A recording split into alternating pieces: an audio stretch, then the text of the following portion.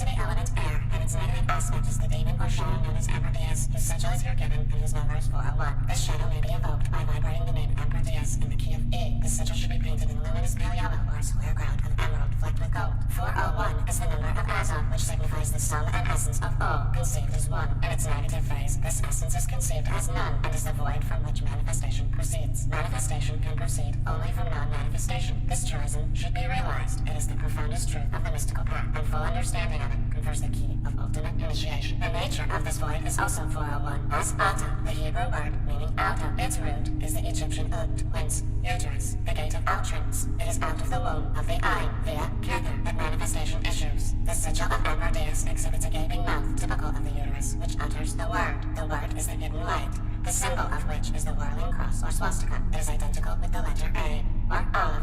A, the heart of Yahweh, dwelleth in ecstasy in the secret place of the thunders. Between Asa and Asi, he abideth in joy. The thunderbolt is the lightning-born weapon of the hidden light that streaks downward from the void, reifying as it does so earth or matter. The number 401 is also that of the word Ar, which means cursing. It is the primal curse of the fire of the spirit, imprisoned in bodily form, described in the holy books as the wrong of the beginning being considered as Kether, through which flash the lightnings of the eye, or eye of the void. The animals ascribed to this kala are the eagle and the man. Man represents the highest embodied form of the Godhead. The eagle is that cherub of air that pervades the highest ethers in the form of intelligence, i.e. consciousness, directed by extraterrestrial or divine will. But the inmost significance of this path is summed up in the magical power of the 11th kala, which is that of divination. This depends upon the divine or supramundane aspect of spirit that rays into the womb and fecundates the virgin earth with light, intelligence from beyond the ultimate pylon, Kether. Divinatory power is the intuitive aspect of intelligence, and as such its course is unpredictable as the forked lightning, which cleaves the womb of space and manifests as the thunderbolt. The A between the I and the O. Therein the swastika of the 11th path is compared with the fulguration of path 28, which contains the mystery of the transformation of the Holy Virgin. She appears as a fluidic fire, making her beauty into a thunderbolt. This symbolizes the force that restores the world ruined by evil, by the primal curse or wrong of the beginning. On the magical plane, the divinatory power manifests in the irrational. Thus the greatest masters of magic traffic constantly with the energies of the 11th path. The irrational element appears so strongly in magicians using this kala that their work is often not been taken seriously or has been altogether overlooked. A recent example is H.P. Blavatsky, whose antics cast such doubt upon the authenticity of her work that few in her time were able to estimate her at her true worth. Similarly, Crowley's clowning placed him in an even more dubious category. Few indeed understand that the 11th path is that of the fool who dances on the brink of the abyss, as depicted in tarot trumps ascribed to this path. Salvador Dali, whose practical jokes are notorious, has also at times brought discredit upon his artistry, although many people are impressed by the wealth which his artistry has amassed. The occultist Gurdjieff also falls into this category. His book, Letters to Beelzebub, has been described as the complicated practical joke, thus again deliberately obscuring the vital import of a teaching that is meant only for the few. Did not Christ also speak in parables, so that he would not be understood? The keynote of the musical scale ascribed to Emperor Diaz, E, is as A,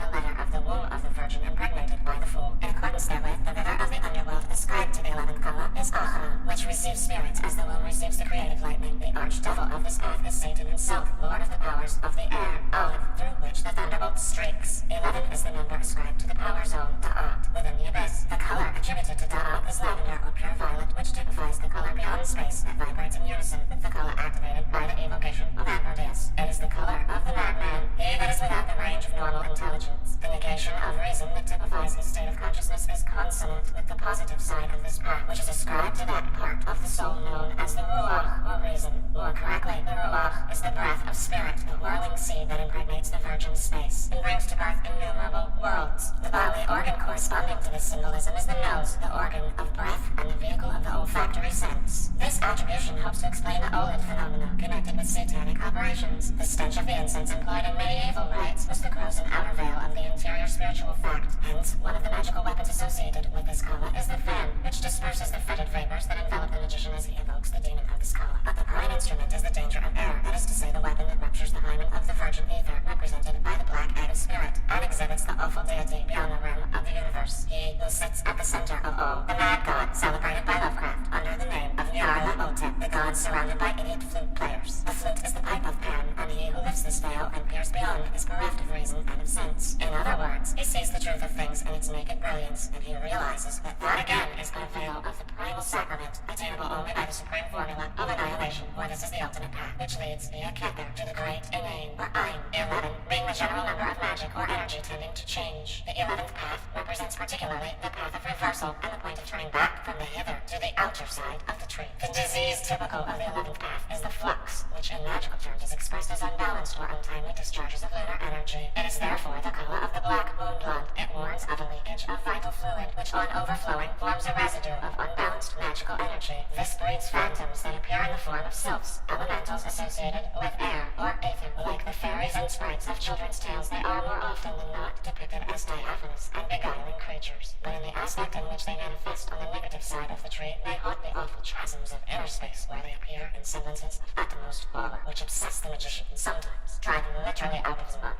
They then invade the vacated space, and like leeches drain the blood of the mind into their own organisms. This is the origin of the myths concerning magicians imprisoned in outer space. Their minds secreted in transparent cells that float through the gulps of the void like immense bubbles, increasing in size and luminosity as the invading sylphs draw more and more vital energy from the fluxes that have attacked the unwary intruder on this path. These creatures were dimly sensed by Lovecraft. He describes them as shapeless entities composed of a viscous jelly which looked like an agglutination of bubbles. A similar description is applied to the semi-entity Yog-Sotho. The passage is quoted in the Magical Revival, page 116, where attention is drawn to the close similarity between the phenomenon described and the sphere of iridescent globes incorporated by Crowley in the design of his personal magical pentacle, where they appear behind the inverted pentagram set. The highest initiations alone can confer immunity from these vampires that sail on scintillant wings. Fairy lore has disguised these creatures with charming veils that conceal the horror of their pursuits and contracts with the denizens of alien systems of consciousness in the nethermost regions of the cosmos. Arthur Markham, the Welsh writer who knew more of these matters than he cared to admit, notes this penchant of the fairyologists for whitewashing these airy beings and depicting them as fair entities. The title of the tarot trump ascribed to the 11th comma is the spirit of Aether. On the other side of the tree, this spirit is more resplendently beautiful and luminous than words can describe, but its reverse or reflex is as described above. So also are the bubbles blown by the fool of the tarot in his mad career of the edge of the pit. The number of Ambrodius concentrates into 5, the most mysterious and mystical of numbers in the cosmos and beyond it. Lovecraft hints at the influences it denotes when he alludes to the quintile mathematical tradition of the Old Ones and their cyclopean structures and dwellings based upon the shape of the 5-pointed star. In Readerall, Chapter 1,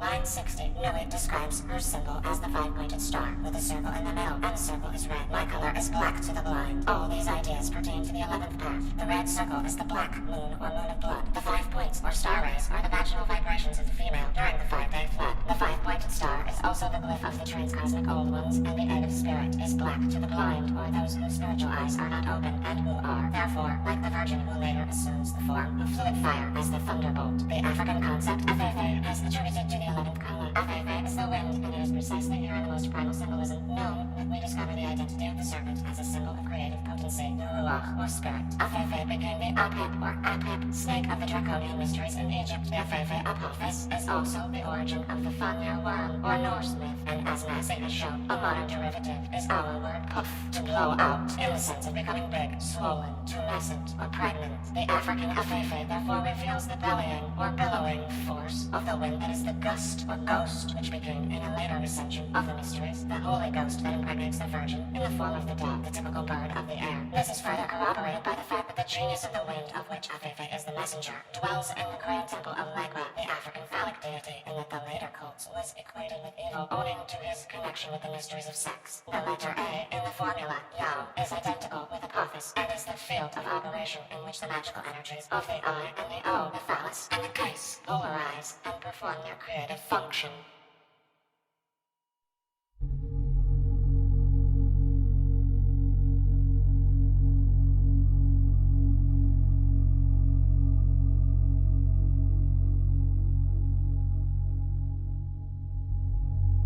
The 12th path, or comma, is attributed to the planet Mercury, and its shadow mass is in the form of Bodkyle, whose sigil this is, and whose number is 260. The sigil should be painted in a yellow deeper than that used for the sigil of Ambrodius, upon a vesica-shaped plaque of indigo rayed with violet. The name Bodkyle should be vibrated in the key of A, as with the previous sentinel, but there should be a suggestion of chattering or tittering accompanying the vibration, which should not be even. 260 is the summation of 1 minus 8 times 8 divided by 8.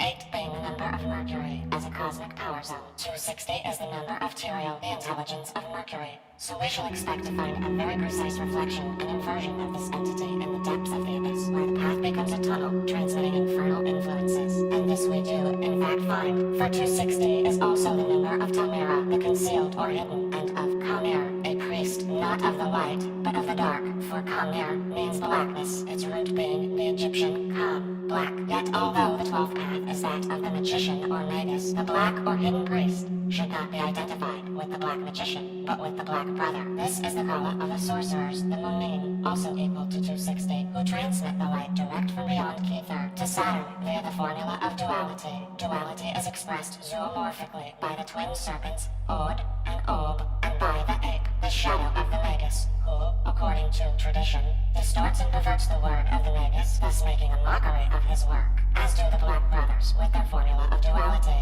This is evidenced by the symbols of Bhatkaya, two swords with inturned blades, suggesting intense concentration on the ego as opposed to the self of all, flanking a ghostly face, mask, surmounted by a crescent moon. The sigil is a glyph of falsity and illusion, reflecting the current of duality that reveals the shadow of Thoth in the image of his ape, or Cynocephalus. The doctrine is expressed. The lightnings increased, and the Lord Tahuti, i.e. Thoth, stood forth. The voice came from the silence, then the one ran and returned. The one is Kether, and it returned to its own power zone because the vibration of this kala is illusory and cannot transmit truth. Its vibration duplicates that of the previous kala, thus creating a mere simulacrum of the creative spirit. The Black Brother is double-tongued as the serpent, which is significant for the magical power ascribed to the obverse aspect of which this path is the tunnel, the gift of tongues, the gift of healing, and a knowledge of sciences. The healing here, however, is the healing of the ego, which merely aggravates with illusion the disease of false identity, creating thereby a chain of endless suffering. Likewise, the sciences of which knowledge is given are the sciences of darkness. Yet it must not be supposed that these are necessarily evil. It is merely that in the hands of a Black Brother, they necessarily tend to sterility, because directed towards the fulfillment of wholly personal ambitions. The dark sciences of this path contain secrets of the kalas of the void, and of that Helenian current which obtains in the Widdershins world of anti-light. The witches and wizards of this tunnel speak with voices that are reflected into the aura of the adept by the mechanism of unnatural acoustics associated with the mysterious ventriloquism of Baf, the voice of the oracle. The Bab, or Bet, is the house or womb of the supreme kala, and of the source of that ventriloquism that was primal in the myths of man. For the word was endowed with flesh and issued from the belly of the mother. Here again, the number of Bhatkaya, 260, corroborates the doctrine of this path of Bet, for it is the number of Minmun, pleasures, delights, and of Urkik, thighs, which reveal the sexual nature of these pleasures. The disease typical of this path is ataxiphagia, which here refers specifically to disorders of the faculty of speech, typified by the bestial howlings or cachinnations of the pre-human creation, and by that monstrous speech that thrills beyond the veil of the void. The dangers attendant upon the use of this kala are extreme, yet the advantages that may be gained would seem to outweigh them in that the adept is able to transcend the merely conceptual transmission of imagery. He is thus able to maneuver specific atavisms at a level deeper than those he could penetrate as a magus. This is because the silence of the outer spaces, like the music of the spheres, may be apprehended only when the ape-like chattering of the magician's vehicle has been subdued by contact with the transcosmic forces that sweep through this tunnel from the pathways of the great innate. The latter is the Ayn, or void, the unwinking eye, which emits invisible rays that reify within the innermost sanctuaries of the adept's non-being. He then becomes the magus of power, in a true and totally different sense to that in which this power has been understood in any previous aeon, for that power Shakti is primal and does not exist apart from the shadow, the solidification of which is the indeified magus, whose word is but falsehood and glamour. This particular kala shows clearly how the face of the tree is, and can only be, a facade. This is so because a reified and therefore dualistic interpretation of the hidden currents of energy that pulls through the tunnels on the other side of the tree transmit the energies of non-being. It is in this sense that the one ran and returned. To where did it return? The manifested word returned to the silence of non-manifestation.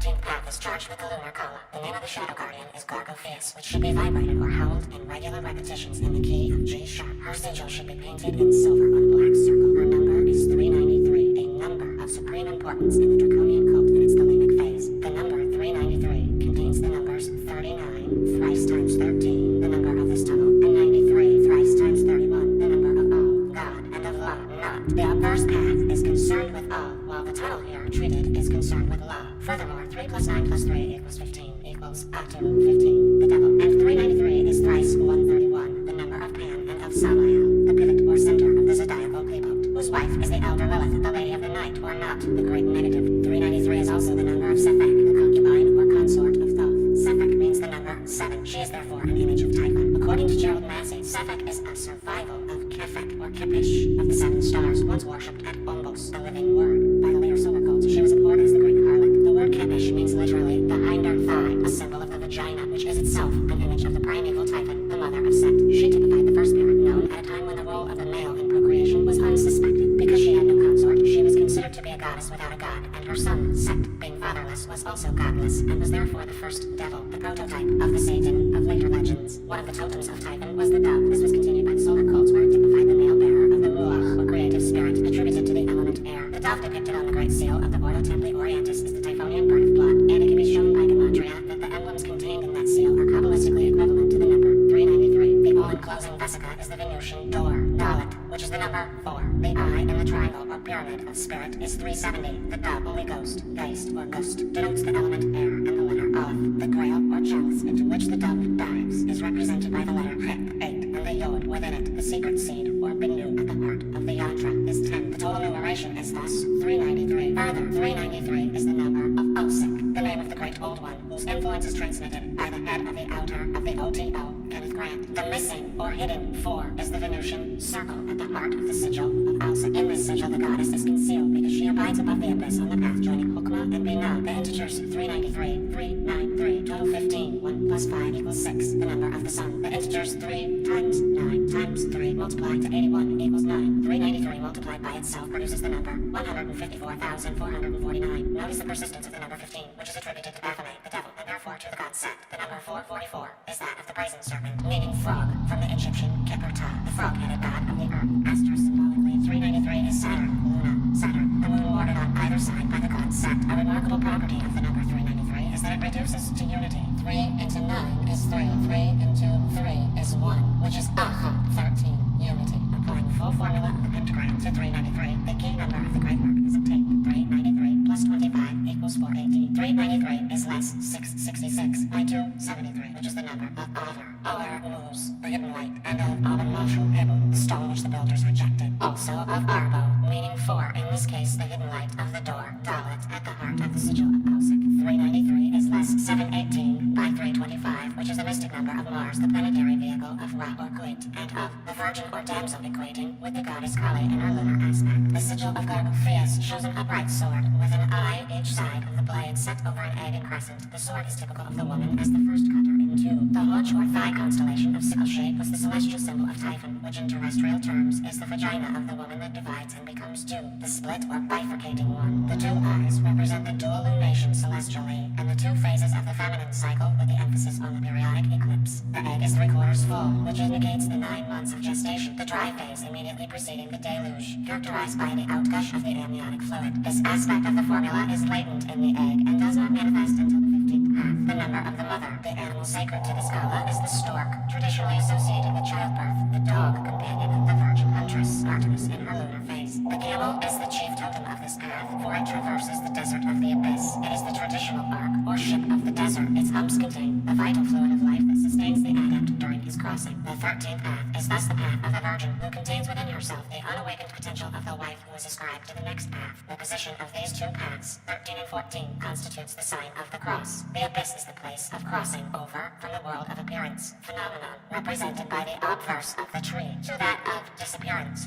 nomenon, represented by the hind side. The magical powers of the Kala of the moon include clairvoyance and divination, not the kind of divination associated with the 11th Kala, which issues ventriloquially via the open womb, but divination by dreams, emanating from the sealed womb at night, when the lunar light is eclipsed. The 13th, 14th, and 15th kalas, resuming as they do the full formula of the female, form the primal cross, or place of crossing over from the material world into the world of ghosts or spirits. The virgin menstruates and is sealed, dark, unillumined, unawakened. The wife or whore is open, awakened. Her formula is love. The mother again is sealed, but after a different fashion, for she brings forth what is shut in her womb. The menstrual incense of the 13th kala assumes the forms of lemurs, although the most lexicons derive this word from the Latin lemurs, spirits of the dead. The term connotes more than the ghosts of the departed, for the 13th tunnel is haunted by the ape-like teratomas, spawned upon the 12th path, which seep into the lunar miasma via the sleep of the virgin. Thus, the description given in lexicons of the terrestrial lemur provides a more exact definition, kinds of a nocturnal mammal, allied to monkeys, according to an initiated tradition from which Blavatsky drew much information.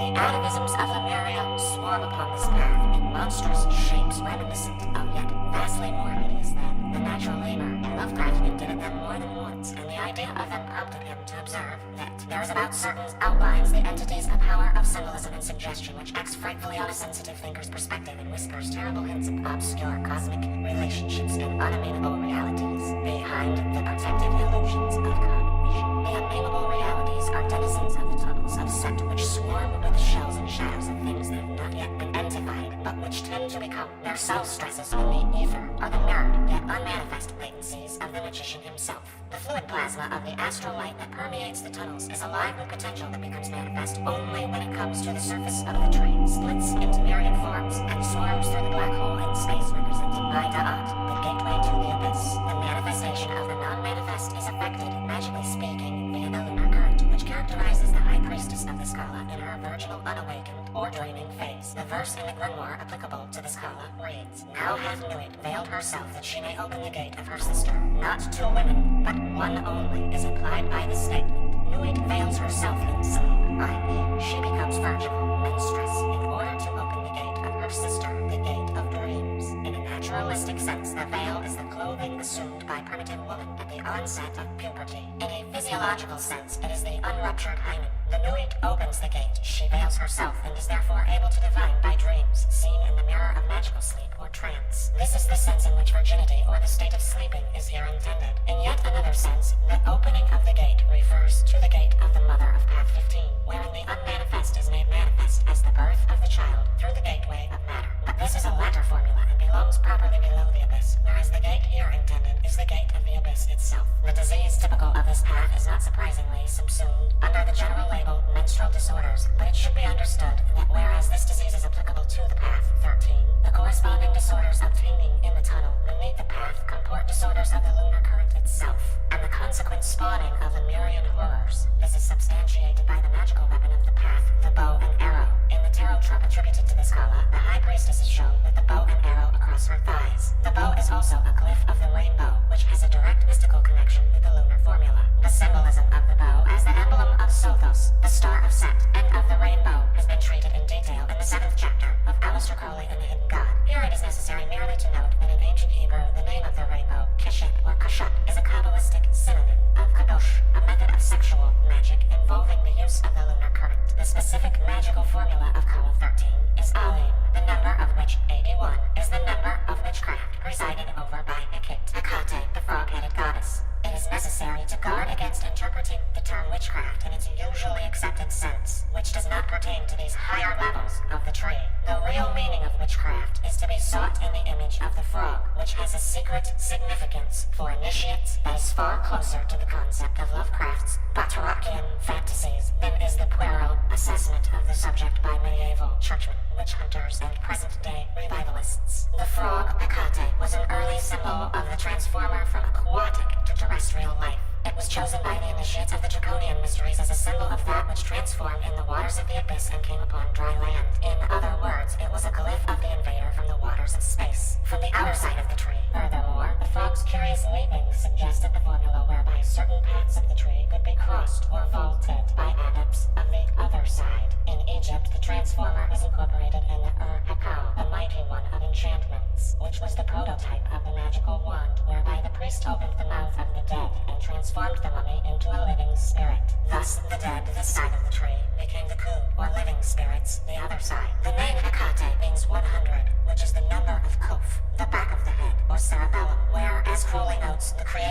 reproductive force is primarily situated. The frog, also Hecate, is therefore the leaper or jumper in the sexual sense as well as the mystical sense, wherein the adept uses the formula of the voltigeurs at the back of the tree. The bow appears in connection with the earliest symbolism of the 13th Kala, where it is associated with the hunter in moonlight, Ochozi. The reference is to the lunar current. The two sacred lagoons, Togo and Unse, are also symbolic of this Kala. Togo, which means literally the red water, formed the basis of the Egyptian pool of Punt, or Red Sea. The lagoons played an important part in the administration of law in Africa. The earliest laws, or taboos, were connected with physiology and the phenomena of menstruation, and the rite commenced with its onset and subsidence. The right time thus became the right time for sexual coupling, and infringements of taboo were visited with severe punishment. It is at this primordial level that the idea of guilt became associated with sexual intercourse. It should be understood, however, that the birth of sin, which occurred at such an early period in the evolution of sociology, was the actual beginning of time itself,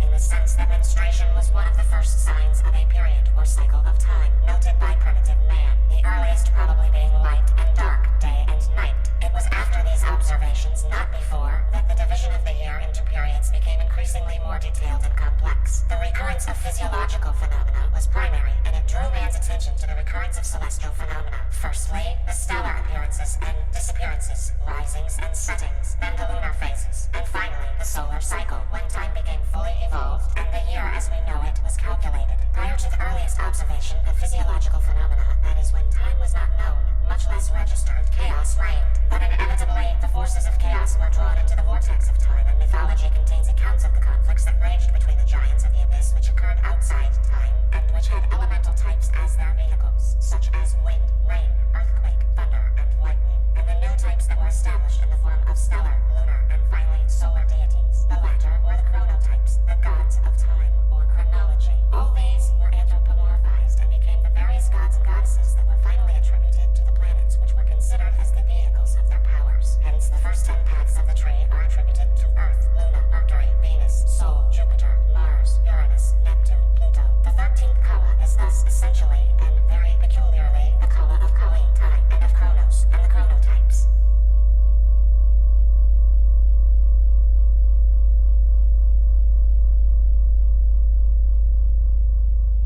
The 14th tunnel is suffused with the Kala of Venus, represented by the whore. Her Kabbalistic attribution is Dalit, meaning a door, the door that permits access to her house or womb and egress from it. Her cosmic power zone is Venus. This tunnel backs the first reciprocal path on the Tree of Life. Its infernal counterpart is the base of the pyramid, which, when inverted, is balanced upon the point of the Ein in the void of the abyss. The name of its sentinel is Dagdagio. She may be evoked by vibrating her name in the key of F sharp, accompanied by a crooning or lilting sound. Her sigil should be painted in vivid sky blue on a circle of bright rose, sprayed with pale green. Her number is 55, which is the mystic number of Malkut, the power zone of Earth. 55, as 5 times 11, resumes the formula of magic, 11, set in motion or powered by Shakti, 5.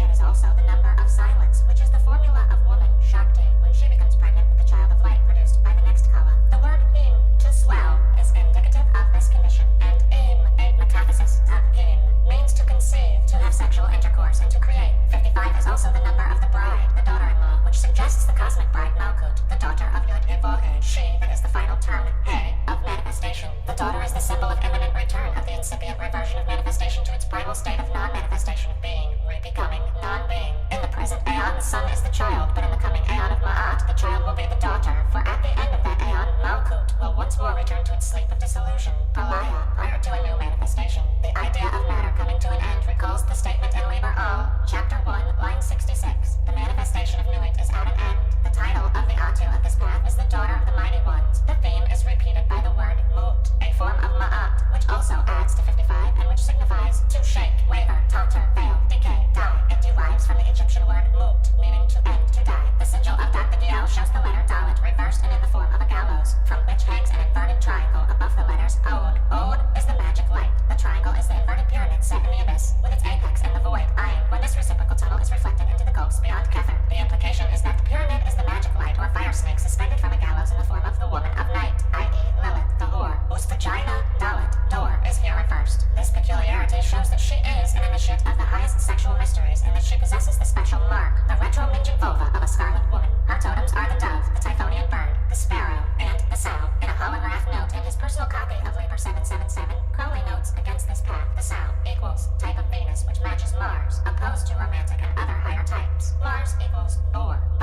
this, he means that as the Virgin basks in the idyllic light of romantic or unrealized love, the sow wallows in the sty of sensuality. But the comparison of the sow of Venus with the boar of Mars comports another mystery which may be fathomed only in terms of the draconian current. The sow is the Qlipoth, or outer shell of the goddess. Her inner mystery involves the Kalas, or Kali herself, for she is the ultimate mother. In new Aeon terms, therefore, Mars is the cosmic power zone assigned to Ra or Qlit as the child, Har, of the present Aeon, because the blood associated with this zone of Mars is not the blood of the male shed in battle, but the blood of the female that embodies the child. The dove is also attributed to the 14th Kala. The dove was the bird of blood, feminine source, before it became the bird of air, masculine spirit. First was Mars, Kali Typhon, then came Venus, Nephthys, Nu, Isis. The magical power corresponding to this Kala is traditionally the ability to distill love filters. The phrase is an euphemism for the vaginal vibrations emanating from the Virgin in the form of sexual magnetism that attracts the creative light into her womb. In the verse of the grimoire pertaining to this Kala, it is written, "The Virgin of God is enthroned upon an oyster shell. She is like a pearl that seeketh 70 to her fore. In her heart is Hadate, the invisible glory." The oyster is the typical aphrodisiac. The Virgin is drunk upon its shell and seeketh 70, i.e. the erect phallus, 70 of the devil, to her fore, Dawa, door, vagina. In her heart is Hadate, i.e. Set, the devil himself, the invisible glory that motivates her desire. The Virgin thus becomes the whore, or in the language of magical symbolism, the entranced priestess becomes enlightened or awakened. The pythoness becomes oracular, being inspired with the divine spirit. Hence the magical formula of this Kala is agape, the number of which is 93, which is the number of desire or will, the lema, and of the devil, Iwas, himself. All aphrodisiacs and all soft voluptuous odors are ascribed to this Kala, the presiding deities of which are Hathor, Aphrodite, Capri, Cotito, and in the tantric systems, Lalita, the Lilith of rabbinical lore. It is interesting to note that Lalit was the earlier Rarit, the sow, the sexual aspect of Shakti power. It is, however, upon the African tree that the most significant attributions are to be found. In the primordial magic of Equatoria, this 14th Kala is ascribed to the goddess Onudwa, the goddess whose secret temple at Adu, near Badagry, swarmed with the consecrated priestesses of her cult. They earned it the name of the city of Whoredom, of which Babylon was a later type. To the Ogboni, she was known as Ile, the earth. The 14th ray, or Kala, unites the cosmic power zone of Onudwa, Binah, with that of Onse, or Anansi, Hukma, symbolized by the spider, which later became the supreme symbol of the cult of the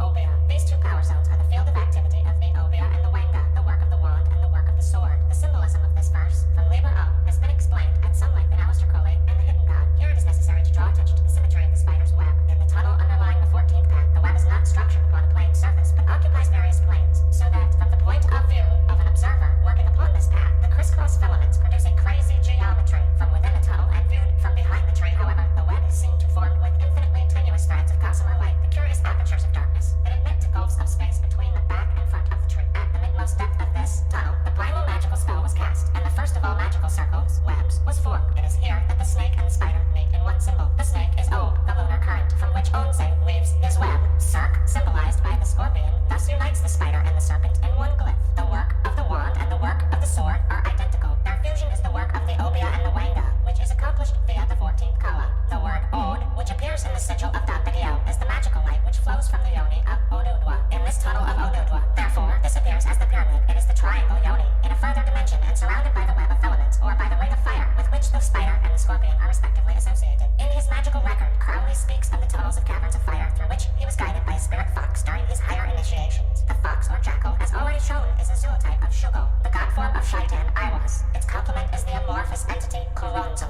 the guardian of the pylon of Da'at, which forms the apex of the pyramid and is the gateway to the network of tunnels that slope down the back of the tree. The spider's web is the network of tunnels that leads to other dimensions, for what appears as mere interstices on a flat plane when the spider has emerged from its hole, are in the depths of Ile, the earth, intraspatial voids, and dream-spanning gulfs of cosmic immensity. The Obia and the Wanga are therefore the dual modes of transformation, whereby the human entity is translated into further dimensions via the vortices of the void. Diseases typical of the 14th Kala are syphilis, gonorrhea, and nymphomania. These are glossed by the attribution to this Kala of the most abhorrent of African fetishes, Champana, the deformed deity, whose symbol is a gnarled club, leprous with red and white spots. The element of nymphomania is evident in the succubi or shadow women, generated from the yoni of the goddess, whose magical weapon is the girdle. The connection with the dream mechanism is obvious, although there is a more esoteric explanation. The shadow woman is the means of dream control, for it is through her cincture, or magical circle, that the dreamer enters dimensions that lie on the night side of the inverted pyramid, which is a projection of the yantra of the goddess. It is interesting to see how nearly H.P. Lovecraft approached the frontiers of these alien dimensions. In the case of Charles Dexter Ward, he alludes to the sign of Koth, that dreamers see fixed above the archway of a certain black tower standing alone in twilight. The black tower is the phallus of Set, the standing stone, set in the twilight of the abyss, i.e. the crepuscular state between dream and the dark abyss of sleep. The word Koth, or Kotha, appears among the barbarous names of evocation which the Gnostics used in their agape, some of which Crowley restored Kabbalistically. ritualistically and used in hypersonic, the central grimoire of the new aeon that contains the ritual known as Congressus cum Demoni. This is one of the most potent rituals. It contains the formula of Congress with the double or shadow self. It was the ritual employed by the beast 666 for the attainment of the knowledge and conversation of his holy guardian angel. In the elemental section ascribed to the element earth, Kotha appears as the name Hathor, the voluptuous goddess of sexual pleasure, whom Satan beholding desireth. Kotha is there translated as thou hollow one,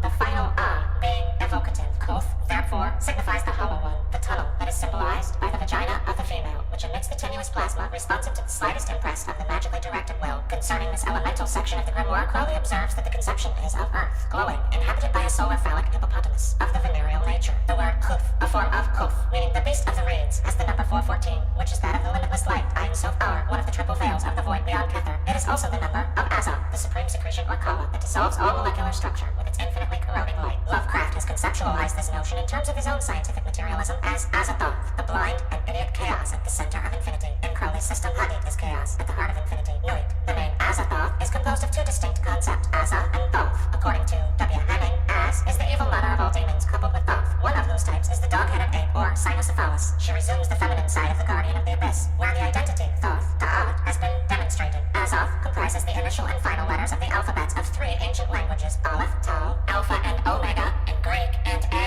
and Z in Latin. The word Koth, as fit for 18, is of vital importance in the new aeon, for it is the number of the great work in its highest alchemical phase, the dissolution of all molecular structure, as adumbrated in Liber Al, chapter 2, line 44. The number of this verse, 44, is the number of blood, which is the magical image of the scarlet woman whose kala forms the subject of the present chapter, and whose tunnel is the abode of Dr. Giel.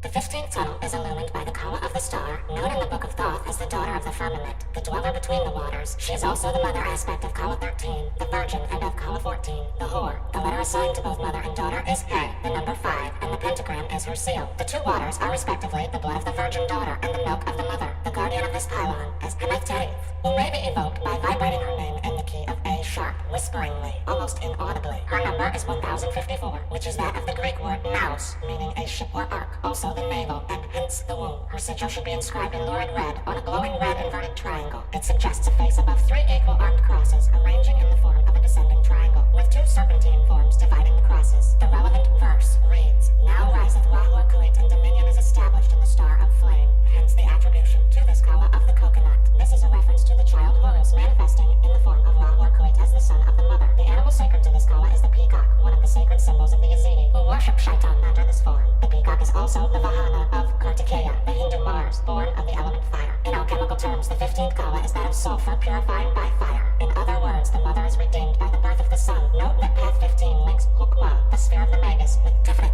the sphere of the sun. The other vehicle sacred to this kala is the eagle, the Charon of Aquarius, presiding over the 15th path. Aquarius plays a vital role in the symbolism of the new aeon. It is the place of the north attributed to Nuit, who brings forth the two waters depicted in the sign of Aquarius as two undulating lines. In the tarot trump attributed to this sign, a woman is seen pouring the waters from two jars. The seven-pointed star of Venus above her is identical with the seven-rayed star of Babylon, the seal of Set, which comprises the mother and child in one glyph. This is also the star of Sophis, the planetary representative of which Venus, Seven or Sebek, was the primal goddess of the seven stars, Ursa Major, of the planisphere. And these two stars or rays were the seven heads of the dragon of the deep that later appeared in the Christian myth as the beast of the apocalypse. The star of the 15th kala is therefore the star of Sophis, or Shaitan, and is concealed in the feminine generative essence, known as the soul or blood of Isis. In the magical revival, it has been shown how Shaitan may be invoked by the magical use of this current. Set was the first male child born of the mother and the eighth after the seven stars or souls. He was considered by the ancients therefore as the height or fulfillment of the mother. This explains the cryptic utterance that Venus is transcended in Sophis, for the child Set transcends the mother in the sense here indicated. Hokmah, the sphere of the stars, thus pours down its kalas along the 15th path into the power zone of the sun, Rahor Kuit, i.e. Tiferet. The magical siddhi associated with this kala is astrology, which, on the other side of the tree, has a very different connotation to that which it usually obtains, for it is there the genuine science of the stars, or kalas, and differs as much from the popular conception of astrology as does the tarot from the Volker playing card game. The stellar energy that flashes its light through this tunnel is symbolized by the dog star, Sophis, and the nature of the child born in this cell of Hemethtereth is satanic, in the sense that it is co-created by a magical method involving the use of the eye of Set. The Behemyaron, meaning the bestial, are of the Qlipoth of this kala, and their name refers to this magical formula. In the African mythos, the goddess Onudwa reappears on this path in the form of the mother or wet nurse, hence the connection with Aquarius and the two waters. The goddess Yamoya also belongs to this path. Her name means the mother of fish. She was raped by her son Urangan, a type of the element air, and therefore a form of the Holy Ghost, and during her flight from him, she fell back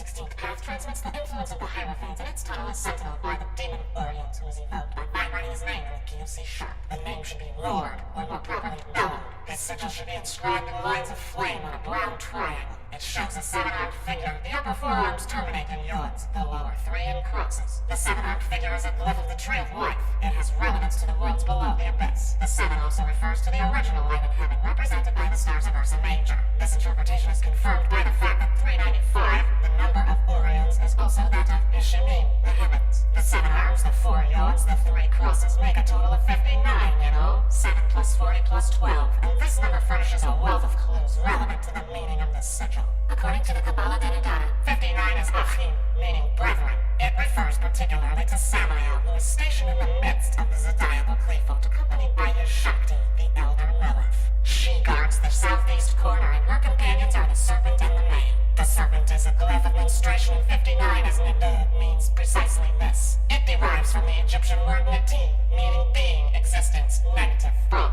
the sign of bleeding, female source. This number therefore explains why Adimiran, the bloody, are the Qlipoth attributed to the tunnel of Orions. In the list of primes, Crowley describes 59 as the yoni calling for the layman, as ova, menstruation, or alkali.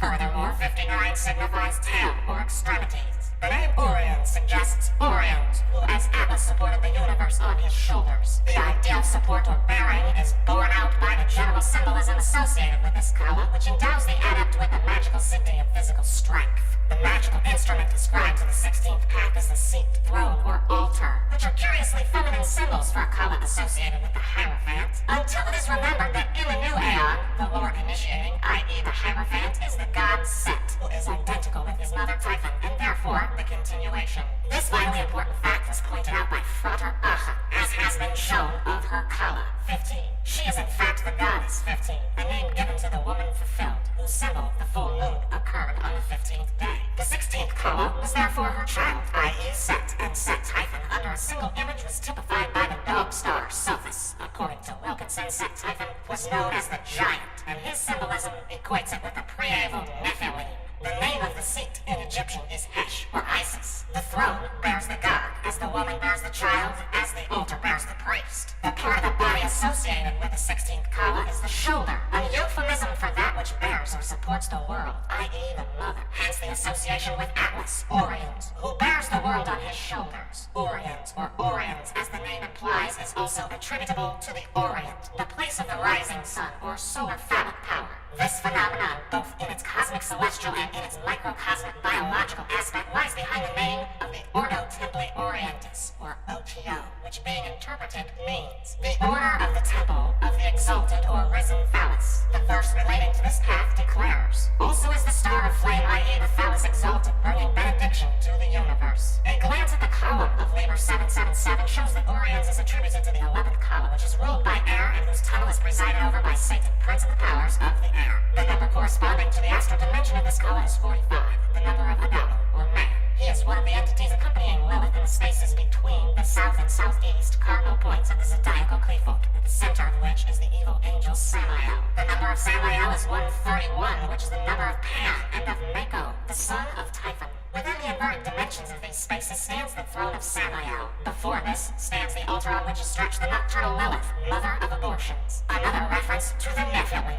Furthermore, the reflection of the Hierophant is refracted into the depths of the abyss in the form of Set or Pan, Samael, the devil or double being, the opposite image. Satan means the opposer. Likewise, this concept is explicit in the number of Orions for 395 as Mishnah, meaning twofold, duplex. It derives from the Egyptian shed, meaning twofold, circle, and the other, the alter ego. Thus, the heavens, Heshemim, 395, reflected into the hells, and the Hierophant or Magus of the eternal becomes the judge of the dead, whose symbol is the jackal, the howler in the haunts of the dead, and the eater of dung in the day of Be With Us. In the present context, the excremental refuse of the abortions of Lilith. At the termination of this abominable repast, the Adimiran, the bloody, swarm across the desolate places of the void, leaving the rich brown juice of annihilation in their wake. This is the color color attributed to path 16. Other denizens of the cell of Orions are the Gorgons and Minotaurs, which are linked with the sun, symbolic of Taurus, and the Hierophant, and with the magical force that turns to stone. The name Set means a standing stone, and Isis means literally the seat of stone. The Minotaur was the monstrous offspring of Pasiphae, daughter of the sun, who copulated with a sacred bull. In the magical revival, Crowley's description of the rite associated with the begetting of the Minotaur is given. When it was obtained, it was imprisoned in a maze into which youths and maidens were introduced for sacrificial purposes. They strayed to the depths of the labyrinth and were devoured by the beast. The serpent-haired Gorgon is a form of Lilith. She is girdled with snakes and her glaring eyes turn to stone all who meet her gaze. Another animal associated with this path is the hippopotamus, a primordial image of Typhon. In the African cultus, the goddess Ifa typifies the 16th Kala, and she is represented by the gaping vulva Iyamuya, the source of the manifested universe, born upon the shoulders of Atlas, Orion, and Urians. The hippopotamus, or water cow, is the great bearer in the waters, the equivalent of Taurus, the bull of earth on dry land, hence the connection with the goddess and the waters of the abyss. Venus rules Taurus. Eamoya means literally mother of fish, which shows the specifically sexual nature of her function.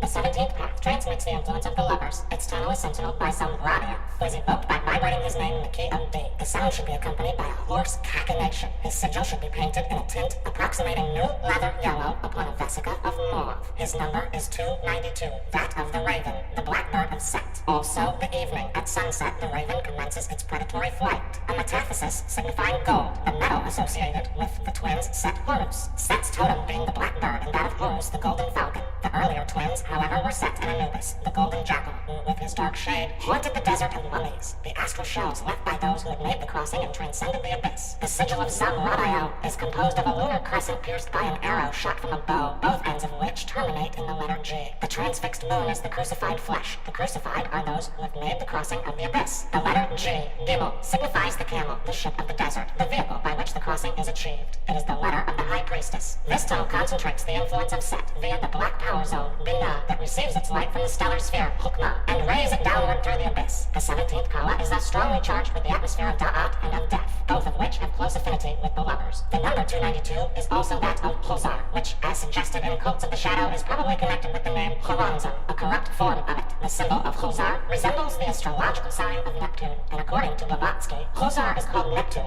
by the uninitiated. It is the symbol of Atlantean magic, and its attribution to the second power zone, Hukma, is highly significant because Hukma receives an influx direct from Pluto, Kether. Michael Bertrow observes that Pluto being correlated to Neptune is pure sexuality, which in the Plutonic sphere is psychic and magical. This energy, which is called libido, is the most powerful force in the world and cannot be isolated with magical methods. It is also the foundation of the various natural fields of force, such as light, gravitation, electromagnetism, and it is a fact that the basic subatomic particle, being a functional photon, is in reality libido in elementary form. This is the energy that powers the lovers of the 17th path, but in the tunnel beneath, it has been transformed into the drug of death. That is represented by the blackbird of Set and the black pig of Typhon. Hulzar means a pig. This creature was adopted as a symbol of the great work by the Typhonians because it was the only animal known to devour human excrement. The pig is symbolic, and so is the excrement, for it is not ale refuse that is veiled by this totem, but the blood of the moon, the human female flux in its dark phase. The symbolism was carried over into the solar cults of later ages, and at the time of the vernal equinox, the god Khunsu is depicted in the orb of the full moon, bearing in his arms the sacrificial pig. The imbibition of the black wine of the moon prepared the initiate for the disintegration or crucifixion at Easter time, and this made possible the crossing over into the world of spirit or non-being. The Gnostics depicted Hulzar in the form of a serpent whose stellar representative was Draco. The undulation of the serpent was an image of the periodic feminine flow. The mystery of this tunnel is glyphed by the sigil of its sentinel with the lunar crescent transfixed by the arrow.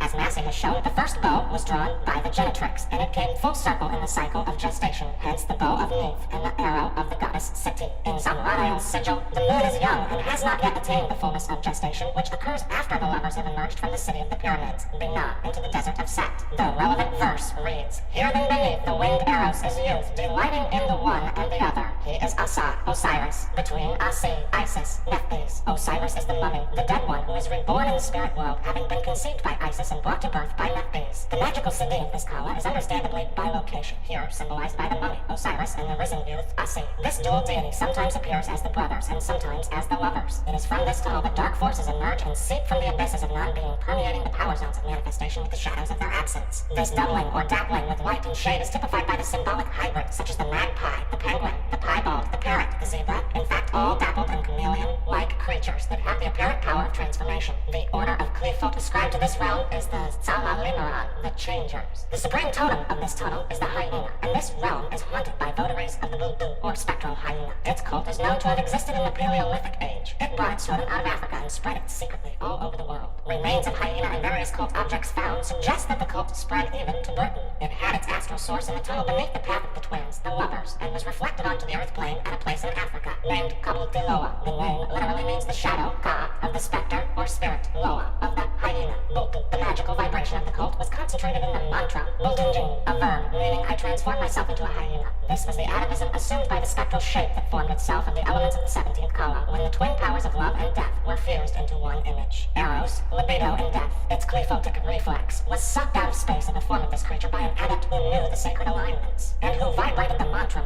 that evoked it. This was achieved by fusing the twin serpents, Ob and Od, within the body of a priestess dedicated to the dark god of this Kala, whose name is now lost. This cult of the spectral hyena persisted when all other forms of its god had perished, and certain magicians and dreamers have received intimations of its existence through the centuries. Dr. John Dee, who first called it down from the places of God in historic times, named it Horonzon. Aleister Crowley, who contacted it in our times, also called it Horonzon, while H.P. Lovecraft sensed it as the monstrous and amorphous slime known as Yog Sotho. According to a secret grimoire, the beast was called down not from known spaces, but from cells between them, i.e. the cells of the Qlipoth, while the Bultu drums beat offbeat rhythms. Similarly, in the later petro-rites of voodoo, in which the cult survived under another name, the alignments of the secret veves flowed between the cardinal points, not through them. An entity appeared in answer to the call and crystallized about itself the spectral anatomy peculiar to the Bultu totem. It presided at a sabbat within the tunnels of the earth, and then it vanished. Nor did the beast appear again, even during the dark dynasties of Kim, when traffic with non-human entities was secretly undertaken in the cults of Tort and Set. Having concentrated the essence of the Bultu within its eidolon or specter, it secreted a cell sperm that combined with the lifeblood of its consort to produce a magnetic salve,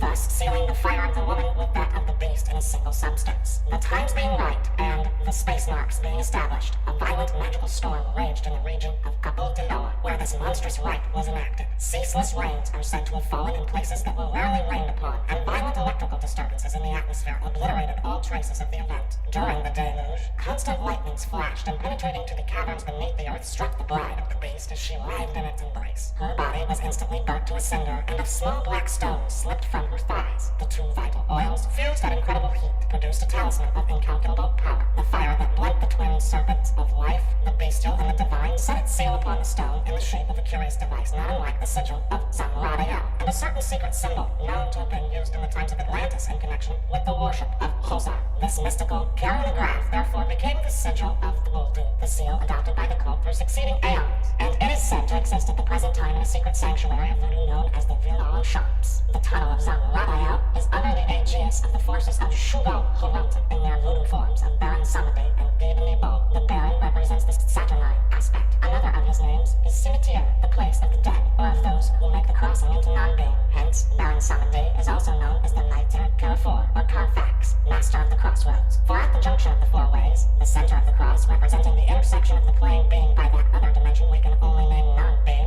the spirits of the living cross over into the realm of non-being and vice versa. According to Plutarch, among the meanings of the name Set-Typhon are turning back and overpassing, i.e. passing or crossing over. Gita, on the other hand, concentrates the Eros libido element of the current represented by the lovers. Their stellar vehicle is Gemini, their planetary seat, Mercury, the god who guides the dead in the underworld in the form of Shugo, whether as fox, dog, jackal, or wolf, according to the appropriate local faunal type. soundscapes. Giga Nebo represents the dual polarities, Ob and Od, in the forms of the life-giving odic force and the Obia, or Ophidian current, manifest through death and typified by the abhorrent Ganin goop. Giga approximates to the Egyptian Khonsu, who is associated with the black pig, or boar of Set, as previously mentioned. The name Nebo, meaning Lord, derives from the Egyptian Nib, or Nob. Lord Giga is ascribed to the northern quarter, which in the present context is above Saturn and the stellar sphere, Bina and Hukma, respectively, in the place of Da'a, buried deeply in the desert gulfs inhabited by the jackal of Set and the pig of Khonsu. The Bultu is neither human nor animal, but an astral manifestation that feeds like a vampire upon the essential oils of its victims. As the spectral hyena, it fascinates by its glance, and then slakes its lust for blood, as the Ganin goob, or serpent of Ob. It drinks the actual plasma of its victim's vitality, mingled with the menstruum of the priestess who has drained it into her chalice, i.e. vulva. Similarly,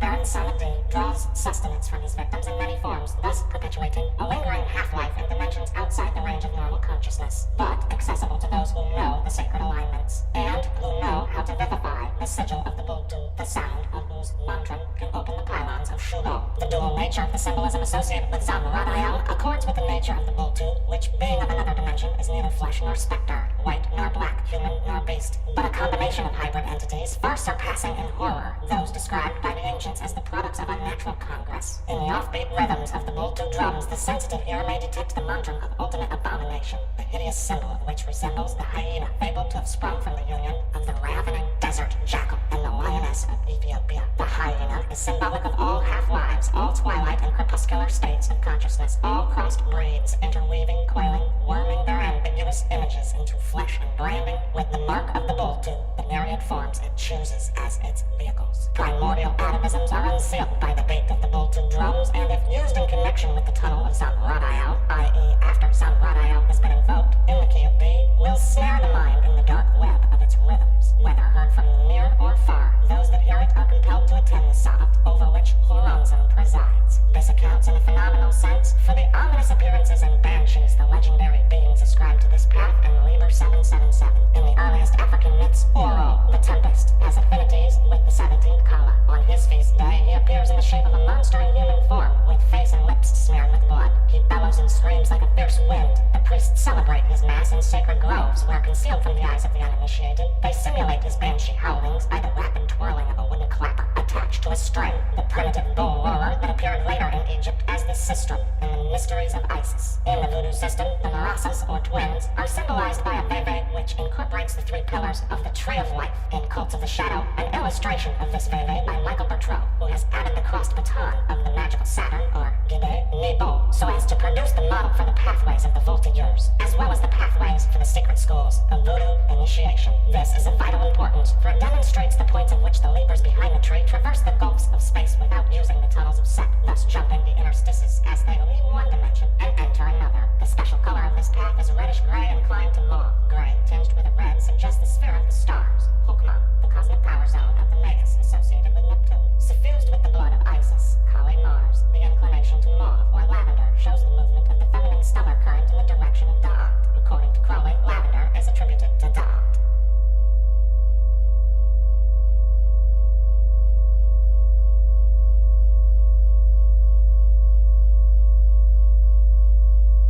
The 18th path is under the aegis of Cancer. Its tunnel is sentineled by Hadasif, whose number is 640. Cancer is the astroglyph of the Holy Grail, and 640 is the number of Kustanekumi, the cup of consolation, and that which consoles the adept on the path of Chin is the Grail of Our Lady. Such is the nature of this chalice, which yields both ecstasy and magical immortality, that its kalas are highly addictive. Should the adept linger over long in this tunnel, the addiction becomes incessant, and he runs the risk of becoming a vampire, draining cup after cup of the hell broth distilled by the great harlot, the mother of abominations, who yields eagerly to the dark desires of those who are drunk on the wine of her fornications. The magical formula of this kala is Kudalinctus, which, if it exceeds the proper limits, leads not only to the death by depletion of the partner, but also of the magician himself.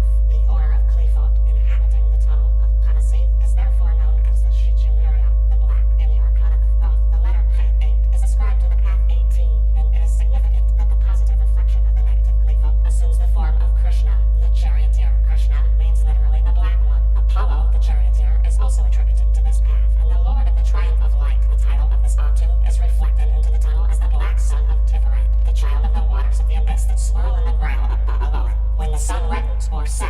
is said to be drinking the blood of the goddess or performing the higher form of the cunnilingus, an expression used in a certain secret comment on the kaula rite of the Fama mark. The number of Hadasif is 640, is also that of Shamash, the sphere of the sun, which equates with a drink offering, the palm of the hand, and a palm tree. The dates of the palm tree are connected with the phenomena of menstruation. The sigil of Hadasif should be painted in dark greenish brown on an amber-hued circle. It shows a downward-facing mummy overshadowed by a camel-headed entity that issues from its feet. This image is, as it were, concealed in the name of Hadasif, for 640 is the number of a horrible idol, son of Akram Morendum. The camel is the ship of the desert. Its symbolism has been explained in connection with the 13th tunnel, which crosses the abyss via the path of the priestess of the silver star. The camel is also attributed to the 18th path, where it functions as a beast of burden. The crab, turtle, and whale are also included, because this path is under the aegis of Cancer, a watery influence that represents the moist, vital element in astromagical workings. The Sindhi associated with this kala are bewitchments and the power of casting enchantments. The name of Hadasif should be vibrated in the key of D sharp, accompanied by the plashings peculiar to magical fountains or waterfalls. The cup and the furnace are the appropriate magical weapons, and in the symbolism of the vegetable kingdom, the watercress is attributed to this kala because the combination of heat and moisture, fire and water, typifies the contents of the cup that contains the fiery dew of the goddess. The appropriate verse reads, "He rideth upon the chariot of eternity, the white and the black are harnessed to his car. Therefore he reflecteth the fool, and the sevenfold veil is revealed." This implies the orderly ruling of diverse forces. The white and the black are also the two suns of the upper and lower horizon, or the height and the depth. The infernal furnace of Amenta and the supernal sun of the frontal tree, Tiferet. The solar force, Eru Raha, is here implied, for the white and the black are Rahurguit and Urparkrat. And it is not by chance that the initials of these gods total 640, the number of Hadasif. HRH, Eru Raha, plus RHK, Rahurguit, plus HPK, Urparkrat, equals 640. The sevenfold veil is that of the goddess of the seven stars, who is diaphanous in her luminosity. He, i.e. Assad, Osiris, the dead, reflects the full, that is the hidden light, that is A, between I and O, Isis and Osiris. A is Apophis, the god set in his Ophidian form. He is the light that imbues the grail of the goddess drained by the adept. The magical formula of the 18th kala is Abrahadabra, the key of the rituals mentioned in Liber A. These rituals include that of the 8th degree OTO, which unlocks both this path and the 13th path, the tunnel of which is unsealed by the rite of the 11th degree. Had is the heart of Abrahadabra, as Apophis is the heart of Yao, the heart girt with the serpent set, that pulses with the Ophidian vibrations swirling in the cup of Babylon. The 8th degree has thus a positive link with the 11th degree, the lunar current. This is balanced by the 9th degree, which is the key to path 19. The African god Loko is a denizen of the tunnel of Hadasif. He is a god of forests, who, together with Ilia, Oyehun, and Abiku, evil spirits of jungle and desert, contrives to enter the wombs of women in order to be born into the human life wave.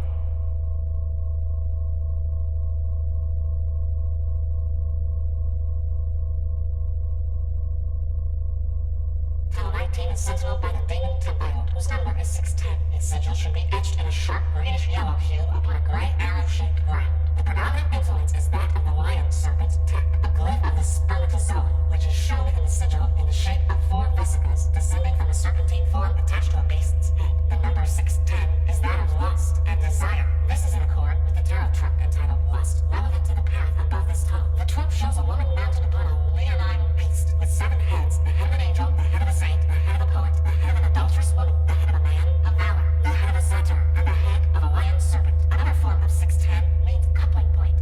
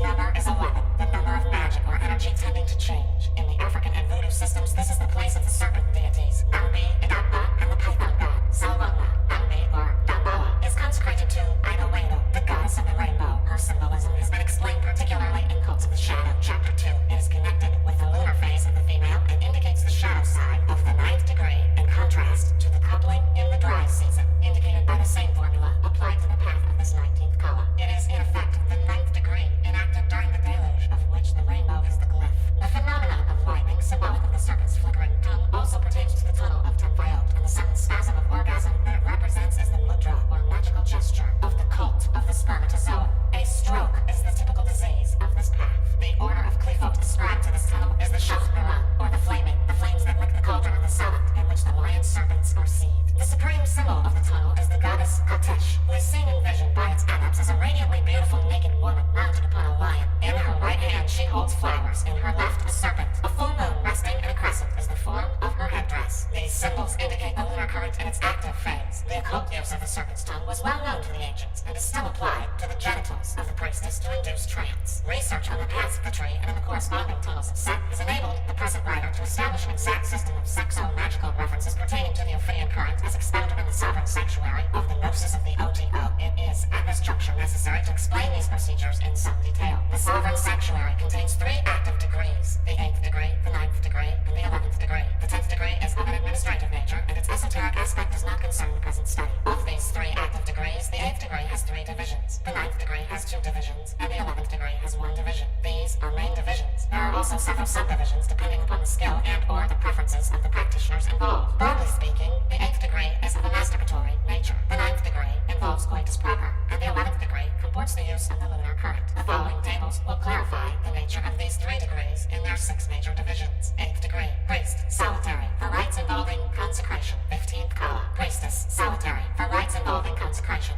8th degree, for the consecration of actual talismans and for materializing new partners by attraction as opposed to the consecration of ideas and/or projects. The lunar current is employed. Such workings are performed with 13th and 18th kalas. 8th degree of priestess, by priest, via tongue for induction of trance, vision, via hand for induction of ecstasy, oracles. 8th degree of priest, by priestess, via mouth for her magical nourishment and renewed sexual vigor. 16th kala, via hand for rendering her own body an engine of sex magical glamour and attraction. 14th kala, 9th degree, priest solitary, terrestrial beasts, with wear masks for operation of lycanthropy, performed with the 27th kala in the tunnel of Parfaxitus, atavisms. Priestess solitary, oceanic sorcery, with mer masks for operations of bewitchment and the casting of illusions, etc., performed with the 29th kala in the tunnel of Qlipoth, atavisms. 9th degree operations of the sun, Ra and Kabra, supernal and infernal. Priest and priestess, 9th degree supernal, natural congress for works of creation, intuition, and inspiration, performed with the 19th kala in the tunnel of Tenfayot, day. Priest and priestess, 9th degree infernal, unnatural congress for works of zombaism, death posture, dream control, night, performed with the 24th kala in the tunnel of Nineteenth. 11th degree operations of the moon, priestess and priest, during eclipse of the moon for works of materialization and reification, performed with the 26th kala in the tunnel of Anonim. It will be observed that 10 kalas are employed for these major 6 magical workings in the tunnels of Set, the 13th, 14th, 16th, and 18th, for works involving the chalice, the 19th for works involving the sun in the heavens, Ra, the 24th for works involving the sun in Amenta, Kebra, the 26th for works involving the lunar currents such as materialization of objects, reification of dreams, etc., the 27th for works involving atavistic resurgence on dry land, male, the 29th for works involving atavistic resurgence via oceanic sorcery, female. It will also be observed that, broadly speaking, these workings may be divided into works of consecration, 8th degree, works of inspiration, 9th degree, works of desecration, 9th degree, and works of reification, 11th degree. To the particular kala under consideration here, i.e. the 19th, is ascribed the sex magic of the 9th degree, hence the magical formula of path 19 is Eo Megatherion, the great wild beast. That of the previous kala, the 18th, to which is ascribed the 8th degree, is Abrahadabra, the formula of the great work and of the Holy Grail. The 18th kala in the cult of the cup is thus balanced by the 19th kala, the cult of the spermatozoan. It is interesting to note that the word zoan, 197, means beast.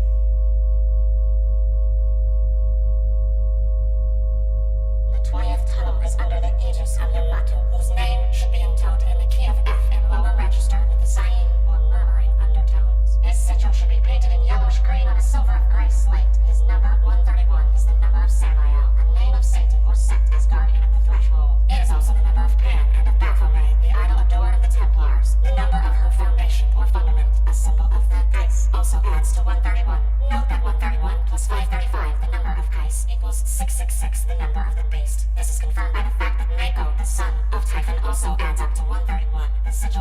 is a secret cipher set. It exhibits the inverted cross, which signifies the downward passage or crossing into a meta. The astroglyph of the 20th path is Virgo, and its threshold is the ice of the Virgin, guarded by Samael. Its magical formula is that of virile force reserved, i.e. charisma, which comports a buildup of sexual energy for magical purposes but without final release. This is a perfectly legitimate magical formula, and one which may be used in connection with that formula described in connection with the previous column. It is also a formula of the Black Brothers and was used by a curious cult having its headquarters at Harvard, New England, in the 18th century. Andrew Ruthovius writes of this cult, led by Shamrock, Ireland, who had come from Charlestown with the woman he called his soulmate, Abigail Lupine. There was a reaction to the erudites of the prevailing Calvinism, but with overtones suggesting that it drew on some survivals of the witch cult that had gone underground after Salem a century previously. Calling itself the Brethren of the New Light, it advocated celibacy, mutual confession of sins, and a withdrawal from the people of the world, who were soon to be done away with anyway by the powers from outside. The elect, however, i.e. the members of the cult, would then attain bodily immortality in the flesh. Those who died before needed to have their bodies preserved on platforms of stone, from whence they would arise, living and breathing, when the hour struck.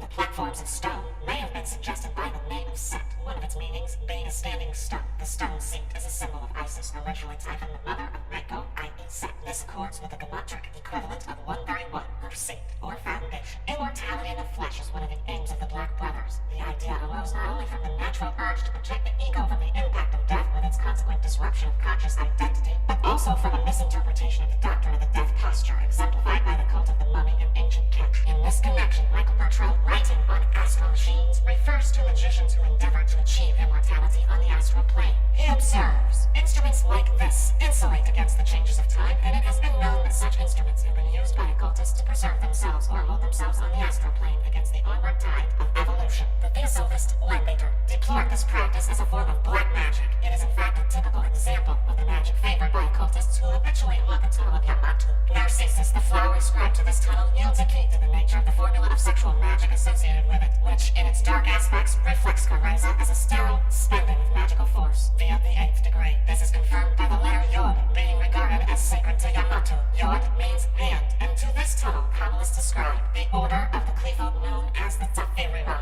meaning the scratchers. The light or secret seed concealed within the body suggests the idea of invisibility, and this is the magical senti attributed to this ray, as also is parthenogenesis, Virgo Virgin symbolism. The work of the Black Brothers thus belongs naturally in the tunnel of Yamato, where the seed, split in a sterile act, renders the body bereft of light, and therefore invisible. It was the object of the new light sect to retain the light within, thus defying death and achieving immortality in the flesh. The deity ascribed to this ray is Urpakrat, the Egyptian original of the Greek god of silence and strength, i.e. latent sexuality. Harpocrates. He was frequently depicted on the monuments as a child squatting upon a lotus with a thumb or forefinger, both emblems of the phallus, pressed against its lips in the mudra of not uttering a word. The relevant verse repeats the above ideas. Also, the priest veils himself lest his glory be profaned, lest his word be lost in the multitude.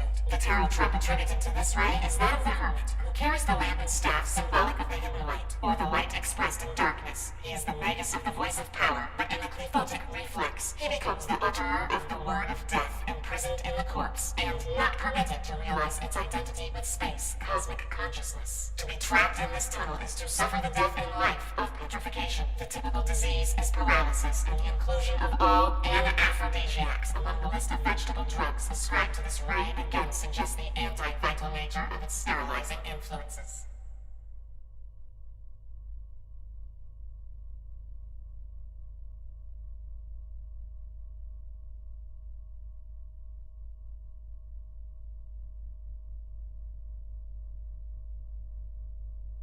The 21st Koa is dominated by Jupiter and is refracted into a tunnel sentinel by Cardassiacs, whose name should be intoned imperiously in the key of A sharp. His sigil should be painted in rich purple on a bright blue ground, rayed with yellow. The number of Cardassiacs is 315, which is that of Ishua, to stand, stand out, stand up. It is derived from the Egyptian as, which indicates the secreting part of the body. Also ash, emission, and asut, the testicles. The sigil of Cardassiacs shows a horned or crescented sphere containing an equal-armed cross mounted on a pole terminating in 3 caudiform appendages. The cross within the circle is the mark of Set, which denotes the place of the crossing indicated by the northern pole or axis, i.e. the At, the gateway of the abyss. The triple tail suggests 3 modes of entry via the backward or caudal tunnels that connect the At hindwardly with the power power zones of Pluto, Jupiter, and Venus. These nodes are glossed by the number 315, which is also that of Gamora, a sacred formula of Pluto, Eshwa, the phallus, and Urkik, her precious thing, i.e. vulva for Pluto, Jupiter, and Venus respectively. The horned circle containing the equal-armed cross is the horned barb of Set, spermatozoon, generated by the formula 315. This is borne out by the title of the Tarot King of this path 21, the Lord of the Forces of Life, which translated in the terms of the tunnel of Qlipoth becomes the Lady of the Forces of Death, she who sends the incubus and the nightmare. In the verse relevant to this column, Jupiter appears as the father, whose reflection is the mother. Now then the father of all, issued as a mighty wheel, the Sphinx and the dog-headed god and Typhon were bound on his circumference. The wheel is the sphere containing the mark of the beast, which is a revolving chakra that activates the forces of the Sphinx, male-female potencies, the dog-headed god, Pluto, and Typhon, the mother, repeating the formula above described. In the tarot, the wheel becomes the wheel of the goddess Fortuna, who determines the fluctuation of earthly life. The magical city associated with this kala is ascendancy, political or otherwise. Hence the ascription to this ray of the scepter as its typical magical weapon. It is noteworthy that Crowley regarded the formula of Gamora, which is the key formula of the tunnel of Qlipoth, as the feminine version of the formula of Serpent that obtains on the other side of the tree at this level.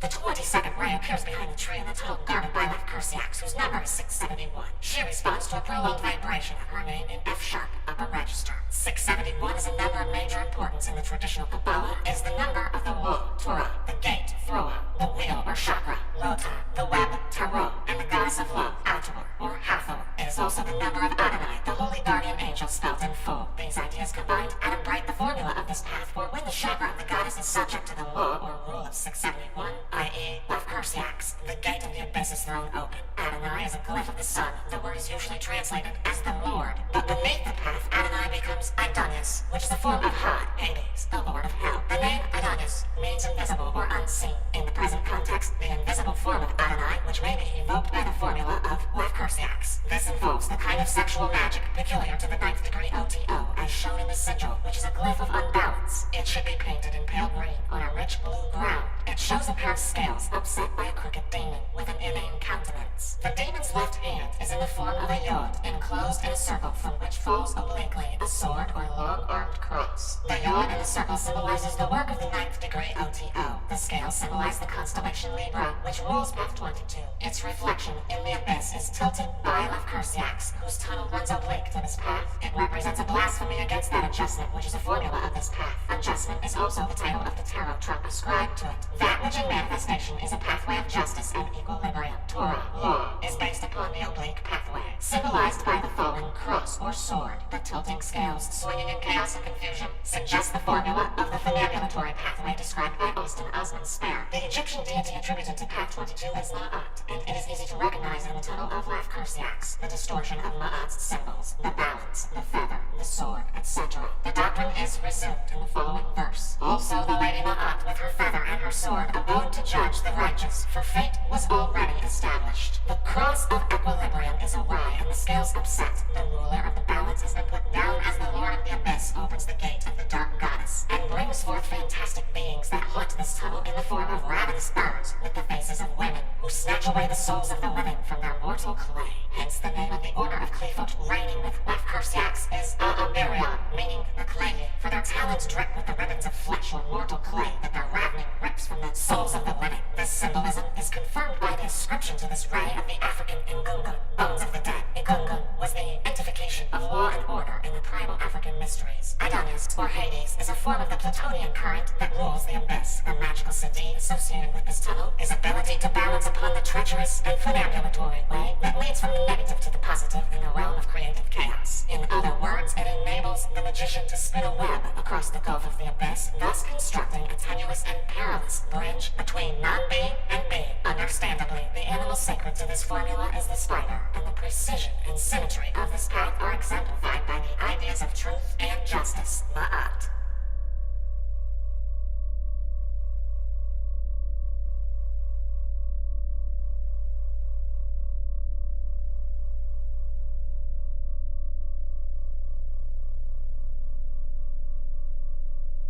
The 23rd kama is under the dominion of Melchizedek, who lies in the depth of the watery abyss. He may be aroused by a shrill stridulation of his name in the key of G sharp of a register. The sigil should be painted in a deep blue on an inverted triangle of sea green hue. His number is 307, which is that of Uriats, a night demon of the second decade of Scorpio, and having therefore an essentially sexual reference. It is also the number of Lasro, meaning to sow, derived from the root zero, semen. There is in the number an element of panic, terror, exemplified in the word shiva, which means to make a noise, crash, be terrible. It derives from the Egyptian word shafi, signifying terror, terrify, terrible, or demon-like. It is the root of the name Shiva, the Hindu god of destruction. These ideas are apparent in the sigil, which is in the form of a portrait of Malkunafat, with the letters Nun, Vo, He, descending in that order, beside a downward-pointing arrow. The key to this glyph lies in the number 61, which is the number of Nun. 61 is Ein, meaning not. Ein is identical with Ayin, the yoni, or eye of the void. According to Crowley, 61 is a number rather like 31. 31 is La, not, and O, God, thus identifying the absolute with the void. Ani, the ego. 61 is also void. 61 is the number of Kali, goddess of time and dissolution. Her color is black, which equates her on the one hand with the void of space, and on the other with the symbolism of sexual magic, typified by the blackness of gestation, the silence and darkness of the womb. Above all, 61 is the number of the negative conceiving itself as a positive. This it does through the womb of Kali. The womb is the Ne, or Nu, 61, which in metathesis becomes Hun, meaning wealth, the nature of which is explained by metonymy. The reference is recondite and pertains to the goddess of the lunar serpent that appears only when it wishes to drink. It then rests its tail on the ground and thrusts its mouth into the water. It is said that he who finds the excrement of this serpent is rich forever. The excrement to which allusion is made is not anal, but menstrual. The formula of the sigil may be interpreted as the subjection of the womb or woman by Malkunafat for the purpose of acquiring wealth. The Atu corresponding to the tunnel of Malkunafat is entitled the Hanged Man, the spirit of the mighty waters. This is indicated by the downward pointing arrow alongside the Nu. It implies the light or gold in the depths. This symbolism accords with the magic siddhi attributed to Path 23, i.e. the power of scrying. In the following verse, the process appears in its mystical form. That the Holy One appeared in the great water of the north, i.e. the abyss, as a golden dawn did he appear, bringing benediction to the fallen universe. The tunnel of Malkunafat is the abode of the deep ones, of which the archdevil Leviathan is the generic symbol. The Sefer Yetzirah refers to Leviathan as Bali, the dragon. Its number is 440, which is the number of the placenta, or cakes, a reference to the excrement above mentioned. The cakes of light, Liber Al, chapter 3, line 25. These are the cakes of darkness. It is also the number of 10, meaning to come to an end, from the Egyptian Aten, to annihilate. This is the dragon of darkness, whose number is 5, being the formula of the female in her lunar and nocturnal form. MacGregor Mathers calls attention to the fact that this dragon is said by the author of the Royal Valley to be the king of all the shells, or demons, and he suggests comparison with the beast in Revelation. According to the Book of Concealed Mystery, the serpent, i.e. Leviathan, came upon the woman and formed in her a nucleus of impurity, in order that he might make the habitation evil. The nucleus of impurity is the substance of which water is the symbol. Water, i.e. blood, is the element attributed to the 23rd path. It is this nucleus of impurity which the adept gathers about him for the work of the next 24th Kala. It should be understood that the term nucleus of impurity is a legacy of the old Aeon, the Aeon of Osiris, of which the Judaistic cults, including Christianity, are the last remaining forms. When all that pertained to woman was considered unwholesome, in terms of physiology, she was considered unclean, impure, and in the moral sphere, evil. The substance thus vilified was the water of life, i.e. blood, and because its manifestation in the female determined the period of negation, or non-openness, to the male, it was execrated by an all-male regime as detestable, noisome, and wholly negative. In the new Aeon of Horus, however, this water is the menstrual manifestation, without which the phenomenal universe would be an impossibility. It is the means of incarnation as well as of magical reification, and as such, it is the prime substance of all being, which is not Nuit. This mystery is of a mystical order, and can be understood only when the nature of the goddess is fathomed in its fullness.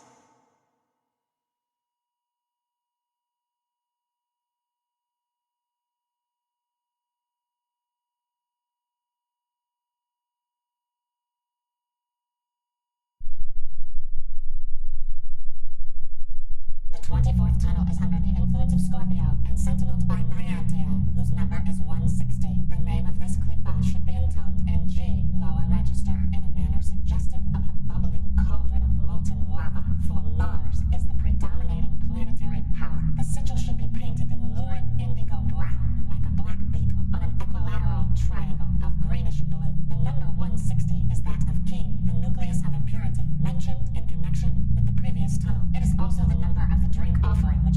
sacrament associated with the formula of niantia, i.e. that of the ninth degree OTO. But a lesser or subsidiary formula is applied by the name Nino 160, which means to restrain or keep back, implying the technique of Kureza. Other relevant concepts are Ots, the tree of life, and Iki, a setter up, from the Egyptian Ket, meaning ithyphallic. Also, Ifo, he shone forth, from the Egyptian Af, which denotes the sun in the lower hemisphere, the solar phallic energy operating in a menta, as exemplified in the formula of the ninth degree OTO. This idea is confirmed by the verse. Also, Assad was hidden in a menti, and the lords of time swept him with the sickle of death. The lords of time are represented in the tunnel of Niantia by the infernal waters of Scorpio, which imply the alchemical formula of purification via putrefaction. The infernal waters are the nucleus of impurity already explained. They suggest the symbolism of the rainbow as the seal of the deluge from the abyss of space. The number 160 is that of Salim, an image. Niantia is depicted as an image of death with a five-rayed crown bearing a cross-handled scythe beside the cross of Set.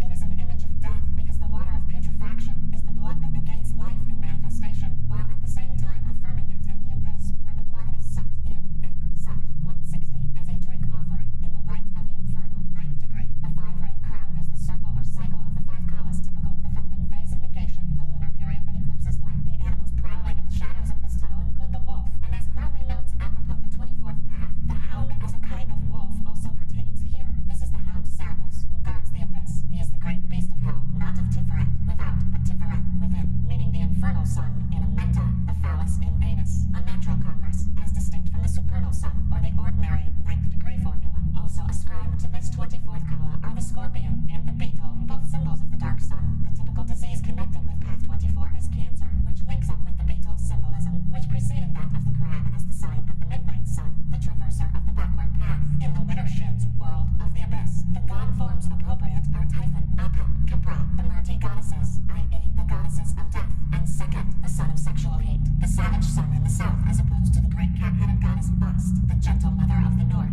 In the Book of Thoth, Atu 8 is attributed to this ray, and its title is Lord of the Gate of Death. In the Zoskia cultus of Austin Osmansfair, the adept in this tunnel assumes the death posture and becomes one with cosmic consciousness by a retroversion of the senses. The tantric adept achieves a similar result by the formula of Viparita, described in the Typhonian trilogy. This formula links up with the mystery du Zombazn in the cult of the black snake, and the magical power ascribed to this mystery is necromancy, which comports the use of the ninth degree. Necrophilia also belongs here as that aspect of meditation on dissolution that leads the adept to the portal of the ultimate mystery of non-being. The specifically sexual nature of the formula is made apparent in the attribution to this tunnel of the energies of Scorpio, which rule the genital chakras. In a marginal note in his personal copy of Liber 777, Crowley wrote, "In the new aeon, Scorpio is the woman's serpent. This means that the initiator of the adept is hidden in the image of death with a five-rayed crown, the symbolism of which has already been explained in connection with the feminine number 5. In the African pantheon, the goddess of the rainbow, Idolwado, pertains to this current. Here, however, the bow is not manifest but latent in the depth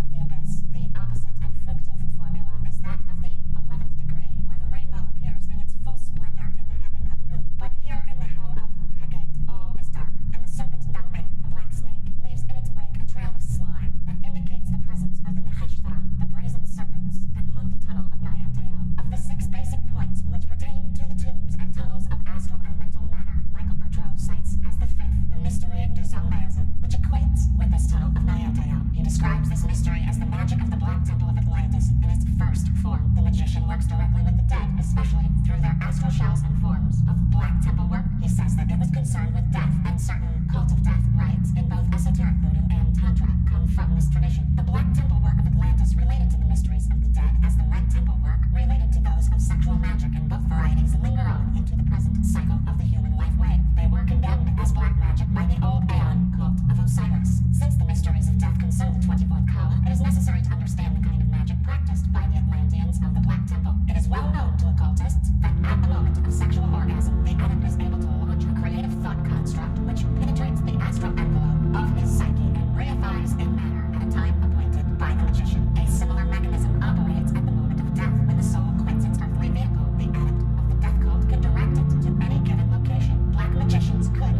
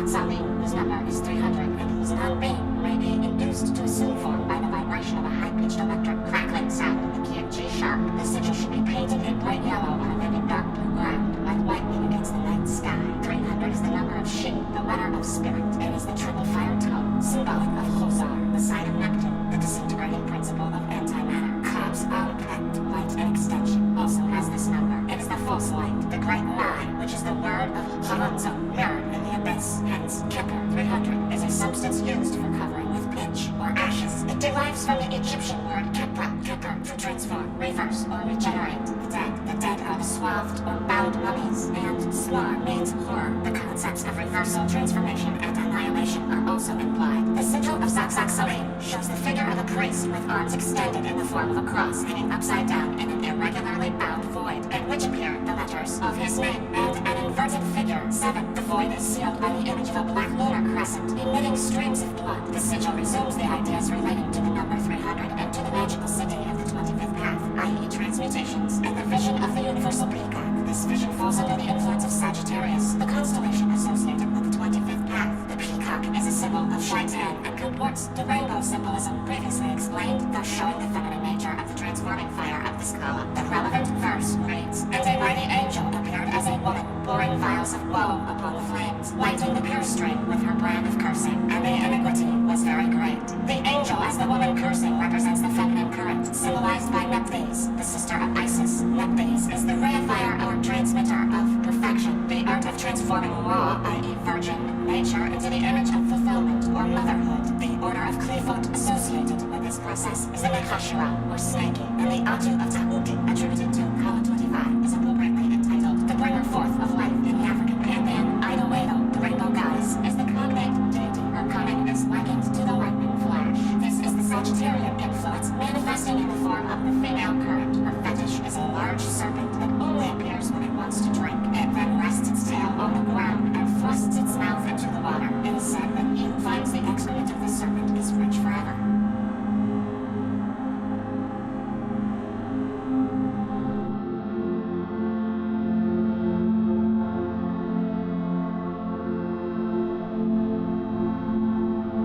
The 26th tunnel is under the aegis of Aononi, whose number is 237. His name should be uttered in a raucous and bleating tone in the key of A. His sigil should be painted in black with an indigo colored and inverted pentagram. This tunnel underlies the 26th path, which transmits the 16th kala in a series of microcosmic kalas commencing with the 11th path. It should at this point be remembered that the cosmic or aeonic power zones constitute the 10 Sephiroth, Da'at being not a kala in the strict sense of the term, but a gate of ingress and egress of Iwas. 78 via Keter. There are 78 keys or calls in the Book of Thoth, and they all have a place on the Tree of Life. 78 is a number of Iwas, the extraterrestrial intelligence that communicated to Crowley the law of the present aeon of Horus. It is also the number of Nasla, the influence from above or beyond. Note that 26.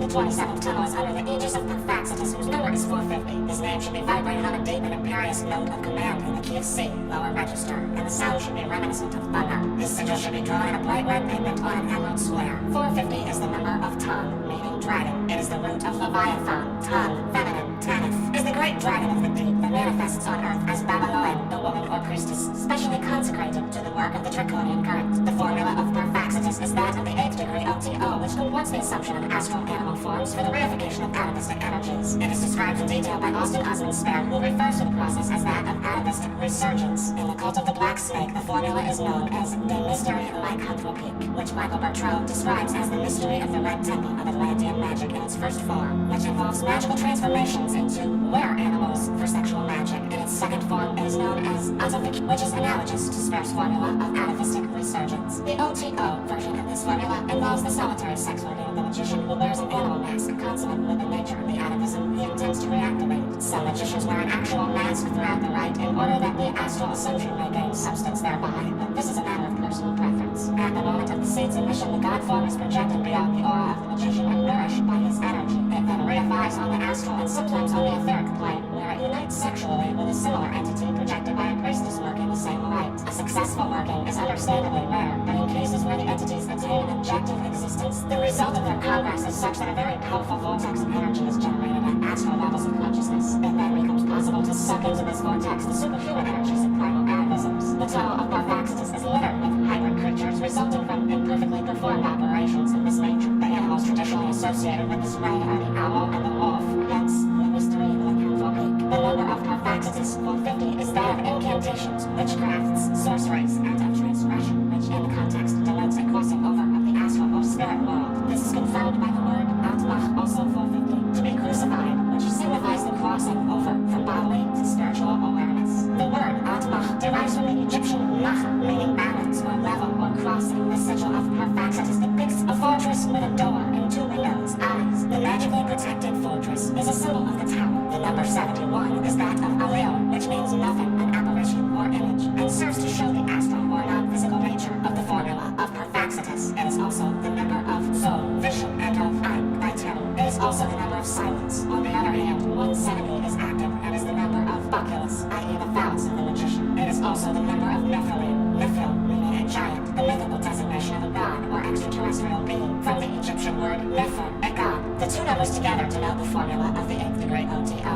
which involves the use of the turret of silence and of the tower of Shaitan, i.e. the wand, in which isolation, and conjures images or visions from the void. The path above this tunnel is consecrated to works of wrath and vengeance, which shows the markedly martial nature of the current, which, in the tunnel beneath it, is interpreted in the form of primal atavisms, furies and werewolves, haunted shadows, and the sword is the magical weapon associated with the deities Mentu, Mars, and Horus, the flaming god, who rages through the firmament with his fantastic spear. According to the verse, he smote the towers of wailing, he brake them in pieces in the fire of his anger, so that he alone did escape from the ruin thereof. As Gershom Scholl has pointed out, the concepts of divine wrath are connected with the purgative current, which in its primary sense is the purgation associated with the feminine cycle. The blood shed by the female at the time of puberty was the purifying or redeeming water of life. This was the first blood sacrifice, as it was also the first sacrament. The blood shed in battle was a secondary form of the symbolism and pertained to Mars and the Martian current. It is in the primary sense of purgation that the expression works of wrath and vengeance should be understood. Fevers and wounds are the diseases typical of Path 27, also inflammation, the redness of which is symbolic of the wound of puberty. The first gash being the female cleft with its issue of blood, hence the sword as the cleaver or splitter open is symbolic of the vagina,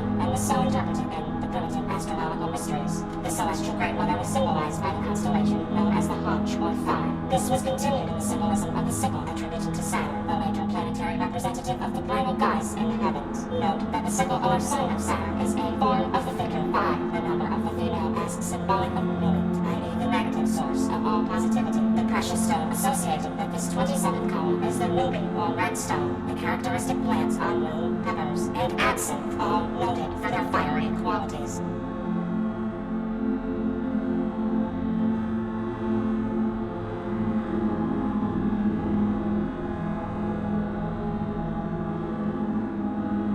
The 28th tunnel is sentineled by Qlipoth, whose number is 302 and whose name should be chanted in the key of A sharp. The sigil should be painted in white on a violet ground. 302 is the number of Bakar, to cut open, inquire into, dawn, dawning of light, from the Egyptian Beka, meaning to extend, Peke, to flower. Its anagram means to lighten, send lightning, as applied to the great serpent of the Gnostics from the Egyptian Veruca, meaning glittering. A further metathesis, Kabar, signifies a cave, a hole in the earth, tomb. These three letters therefore constitute the type name of a place of divination founded on the oracle of the womb. The sigil shows a priest or king wearing a crown in the shape of a phallus with its eye protruding. This is an image of the great serpent extended or flowering, its eye signifying the dawning or opening power of the phallus. The atu pertaining to Path 28 is that of the emperor, who is also called Son of the Morning and chief among the mighty. In the tunnel of Qlipoth, this dawn assumes an almost deliquescent state of heat that resembles a fluid fireball. The disease typical of Path 28 is apoplexy, and the demons which haunt the tunnel are the furies born of the blood of Uranus, who was castrated for crimes against the ties of kinship. The furies are depicted in Greek myth as winged women girt with snakes, thus revealing their affinity with the lunar current. Uranus is the planet assigned to Da'at, with its symbolism of reversion to the source of non-being, hence the crime of incest associated with this tunnel. The relevant verse reads, transformed, the Holy Virgin appeared as a fluidic fire, making her beauty into a thunderbolt. The thunderbolt typifies the swastika, the whirling or spiral force that restores the world ruined by evil. In this tunnel, evil or chaos emerges in its raw state through the gate of the abyss in the form of lightning. In an article entitled Life, Death, and Antimatter by Henry Conway in the Frontiers of Consciousness, Julian Press, 1974, there appears the following. Antimatter seems mostly or possibly always to penetrate the world of physical matter through spirals, especially geometric spirals, at the center of which the threshold between time and anti-time apparently exists. Energy appears to move both ways across this threshold. Later on in the same article, it is claimed that the human body is composed of three major spirals oriented around the cerebral aqueduct and the fourth ventricle. The African pantheon relating to this column reveals the original basis of the above formula. Path 28 is under the influence of Aries, ruled by Mars, which is represented by the fiery aspect of Shango,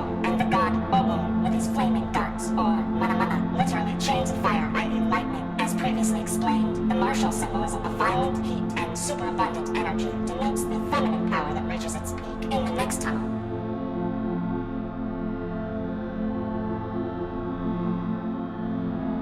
Tunnel 29 is under the influence of the moon and is the haunt of the witch, typified by Hecate, the frog-headed goddess and lady of transformation. Qlipoth is the sentinel. Her number is 266, and her name should be entombed in the key of B. Her sigil is to be traced in silver, like slug slime, on a circular stone. The sigil shows 22 inverted lunar crescents, for Qlipoth represents the termination of the Qlipoth of the 12 zodiacal signs. The central three crescents surmount a blind eye raying downward. This symbolism refers to the three viable days of the 5-day lunar flow, when the phallus turns a blind eye to the eye of the moon as she sheds her menstruum of astral creation. Hence, the magical power attributed to this 29th comma is that of casting illusions and bewitchments. Generally, as it is written, it is from the excrement of Plurozzo that one takes the material for the creation of a god. The title of the tarot trope ascribed to Path 29 is the moon, its alternative title being the ruler of flux and reflux, and the magic mirror is the sole item of equipment in the lunar temple when Qlipoth is evoked. The mirror denotes the crepuscular state of consciousness peculiar to some regions of the astral plane. It is in this state that successful astral working is achieved, for at the borderland of sleep and waking are the liars and wait, those elementals that assist in the reification of the inherent dream. The liars and wait are mentioned by Lovecraft in connection with the fictitious Necronomicon, in a passage that refers also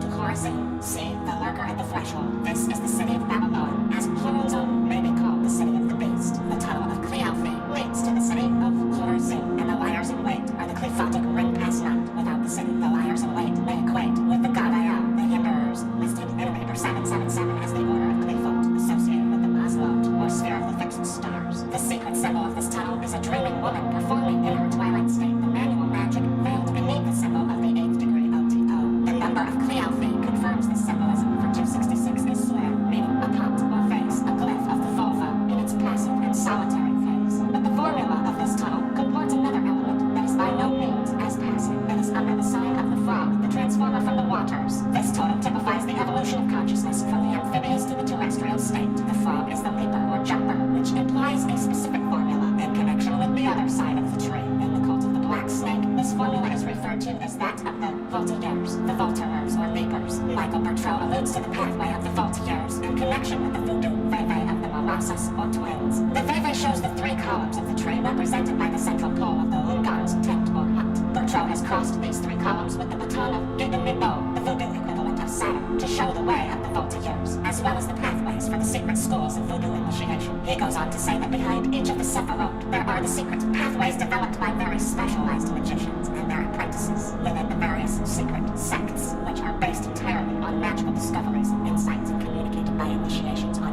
each of the secret pathways. Charles Stansfield Jones, also known as Frater Achan, who jumped from his sword to Binah by what he termed an unusual method, had recourse to the secret paths alluded to by Bertrand. The deeper significance of Achan's magical leap from his sword to Binah is resumed by the formula of the leapers as it applies to the tunnel of Qlipoth. Frater Achan attained a profound insight into the nature of the abyss through his initiation into the backward paths of the tree. It was Achan who announced the onset of the Aeon of Ma'at, with its formula of the daughter as a balance to the present Aeon of Horus, typified by Ra or Kuit. The Aeon of the sun, Ma'yan, is the Aeon of Ma'at. Achan had become a master of the temple by jumping from his sword to Binah. He notes that this had to do with the covenant of Set, proclaimed by Aleister Crowley. Ma'yan suggests, by metathesis, the Mo or Mu Aeon, the dark doctrine hinted at by Michael Bertrand in his fourth-year grade papers. In a supplementary paper edited by Michael Bertrand in 1975 appears this illuminating statement. Will, magical and totally irrational will, power, i.e. free of rational and static repression, is the doorway to universe B. Thus, the magical will and the true will are identical, and if one is the doorway to universe B, so also is the other. It will be seen that this equation is vitally important and far-reaching implications, for magic is the apotheosis of the irrational, and as such, in its profoundest sense, is the key to the dark doctrine, Mo Ayin Achan, approached very nearly to this dark doctrine when he examined Liber Al and the light of his sudden ascension to the grade of Ma'at. Instead of interpreting the doctrine in the light of the secret gnosis of Da'at, he permitted his personal hatred of Crowley to distort his vision, as evidenced by the following comments on the key characters of the Book of the Law. The so-called goddess Nuit is, when understood at her true value, the ethereal realm of nature, the lowest plane of the universe, without trace of consciousness and characterized chiefly by space, masquerading as infinity and the queen of heaven. Ra or Kuit, the child of the false union of the human soul and the void, is really the zeitgeist, the time spirit, as opposed to the spirit of eternal truth, that which perpetually denies and is falsity itself, masquerading as the Lord of the universe. God, the joke upon humanity, if such it may be called, is that Nuit, by means of the voice and personality given her by Iwas and 666, sugarcoats the process of dissolution by crying unto men, "Come unto me," thus luring them, not to the highest as might be expected, but to the lowest and most negative realm of the universe, the brink of the black abyss, the universe B phase of Boutreaux's equation. Hadith, on the other hand, masquerading as the Lord and giver of life, the knowledge of which is admittedly death. Da'at, as explained in part 1, supplies the negative ideas that will, if accepted and acted upon, aid the soul in this process of self-destruction and final dissolution. Ra or Kuit in the abyss awaits the victims of this process with his promised vengeance, which in the meanwhile is threatened against all those dogs of reason who might turn towards the real truth or think of exposing the illusion and error of this new Aeon system. Yet, this is precisely the path that the new Aeon has come to prepare, the path that will achieve its apotheosis in the Aeon of Maya, of the daughter, the back of the tree, when the dark doctrine of Da'at becomes the formula of attainment. Law Aeon, or Ion 891, which is the number of Uranos, heaven. Uranus, the planet, is assigned to Da'at, as if to assert the identity of heaven with the place of the abyss. On the night side of Eden, 8 plus 9 plus 1 equals 18. Then, the great work, symbolized by the grail of Babylon. The number 18 reduces to 9, which is that of the lunar current, and of Yesod, the place of the secret ion, secretion, that Ahab failed to find. Yesod is the equivalent of Da'at on a denser level of awareness. It is the center of psychosexual dynamics connected with the magic of the OTO, but the most startling gematria of Mo Ion is obtained when it is taken from Mo Ion 177, for this is the number of Gan Eden, the Garden of Eden, the lost paradise. Mo 46, Ion 131, total 177. The importance of these numbers has already been remarked. 131 is the number of Samael, i.e. Satan, the guardian of the threshold, and of pain, Baphomet, and Meko, Set, the son of Typhon. Alephus Levi describes the number 46, Mu, as the key of the mysteries.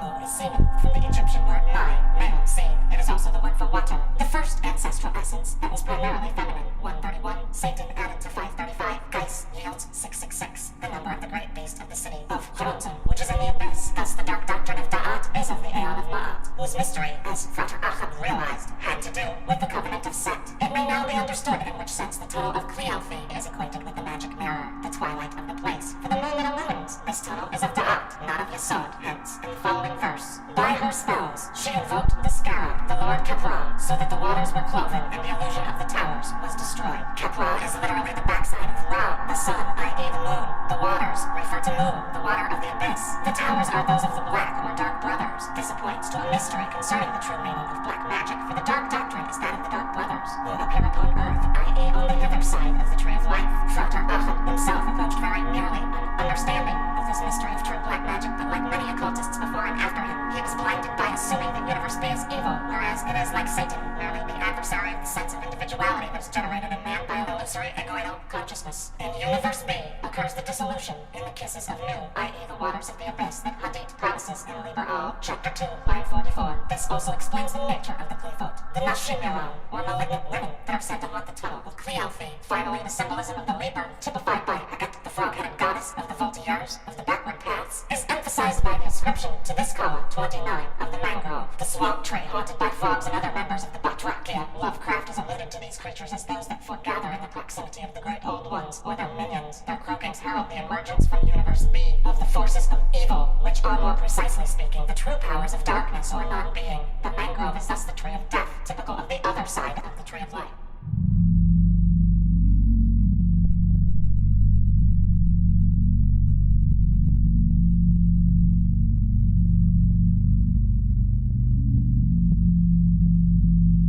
The 30th tunnel is under the aegis of Raflefu, whose name should be vibrated mellifluously in the key of D. His sigil is to be painted in red upon an amber disc. The color filtering through this tunnel is of a solar nature. In the infernal tube of Raflefu, this becomes blackened, rather like a deep shadow cast in bright sunlight. The number of Raflifu 406 is that of the letter tau spelt in full or extended. The mystical tau or sign of the cross became an emblem of the god of the dead because the cross symbolizes the crossing over from being to non-being. It is the special emblem of Shaitan, a Chaldean form of Set, the identity of Osiris, god of the dead, and Set, the black sun, is substantiated in the symbol of the tau. 406 is the number of the Hebrew word ata, meaning thou, as in do what thou wilt. In the cult of the Lema, do what thou wilt is an exhortation to the sun or spirit in the blackness of a mental, i.e. the subconsciousness. It is an indication of the true will and of that spontaneity, which is the supreme state of consciousness described as non-volitional living. Ata is one aspect of the triple deity, Aha, which comprises Ani, Ua, Ate, I, He, Thou. Three facets of a deity worshipped in three persons and in three ways. One, with a virgin face. Two, with prostration. And three, with identification. The initials, Aha, and up to seven, the number of the stellar goddess, whose symbol in this context is the glyph of a sexual formula, consisting also of three aspects. One, Pum, Pervas, Nefandum, with a virgin face. Two, Kunalitis, with prostration. And three, normal coitus, with identification. The above is substantiated Kabbalistically by the fact that the number of Raflifu is the result of adding together the series of numbers from 1 through 28, which connects it with the lunar cycle. 406 is the number of Kush, meaning a bow, from the Egyptian word Kesher, an arrow, the symbol of Sothis, the star of Set, which again indicates 11th degree OGO. The bow and arrow are among the magical weapons ascribed to this kala. 406 is also the number of Shuk, meaning watereth, overfloweth, from the Egyptian Taka, liquid, and Sheku, from the Egyptian meaning to drink. Tul means desire, and Mot, or Motor, signifies cohibitum, restraint, withholding, which suggests a form of kareza also pertains to this tone. These ideas refer to a libation, and the sexual nature of this drink offering is confirmed by the corresponding verse. Then did the sun appear unclouded, and the mouth of Asi was on the mouth of Asa. This refers to the twins, Set, Horus, embracing and becoming one with the black sun, Osiris or Shaitan, the god of the crossing. The sigil of Raflifu exhibits the horned trident of Typhon, or Horunzum, flanked on either side by the axe or Mater sign, and surmounted by a black sun in the arms of a crescent moon. The horned trident is the triple deity whose formula has been explained above. The axe is the sign of deity. It is the instrument of cleaving, and is therefore of the goddess, the cleft one, who is Mater. That is, she is neither male or female, but Mater, neuter, for she is both male and female, in a mystical sense that is indivisible. Her planetary vehicle is Venus, one of whose names is Aha, whose number is also 7. The leopard is the animal sacred to this tunnel. The black and gold of its spots symbolize the sun and the darkness of a manta, or in magical terms, the sexual gold illuminating the subconsciousness with its lightnings. The hawk is the bird of the sun, golden in the upper air where it typifies Horus, black in the abyss where it typifies Set. The magical city connected with the 30th path is the power of acquiring wealth and of preparing the red tincture. This symbolism combines the solar and lunar elements in one alchemical glyph. The disease typical of this kala of solar energy is depletion. The faters, or swamps and marshes, are symbolic of the sick sun in the menta. The Qlipoth therefore haunt this tunnel in the form of will-o-wisps, or marsh gases, that resemble the curious phosphorescences observed by sensitivities over the graves of the dead.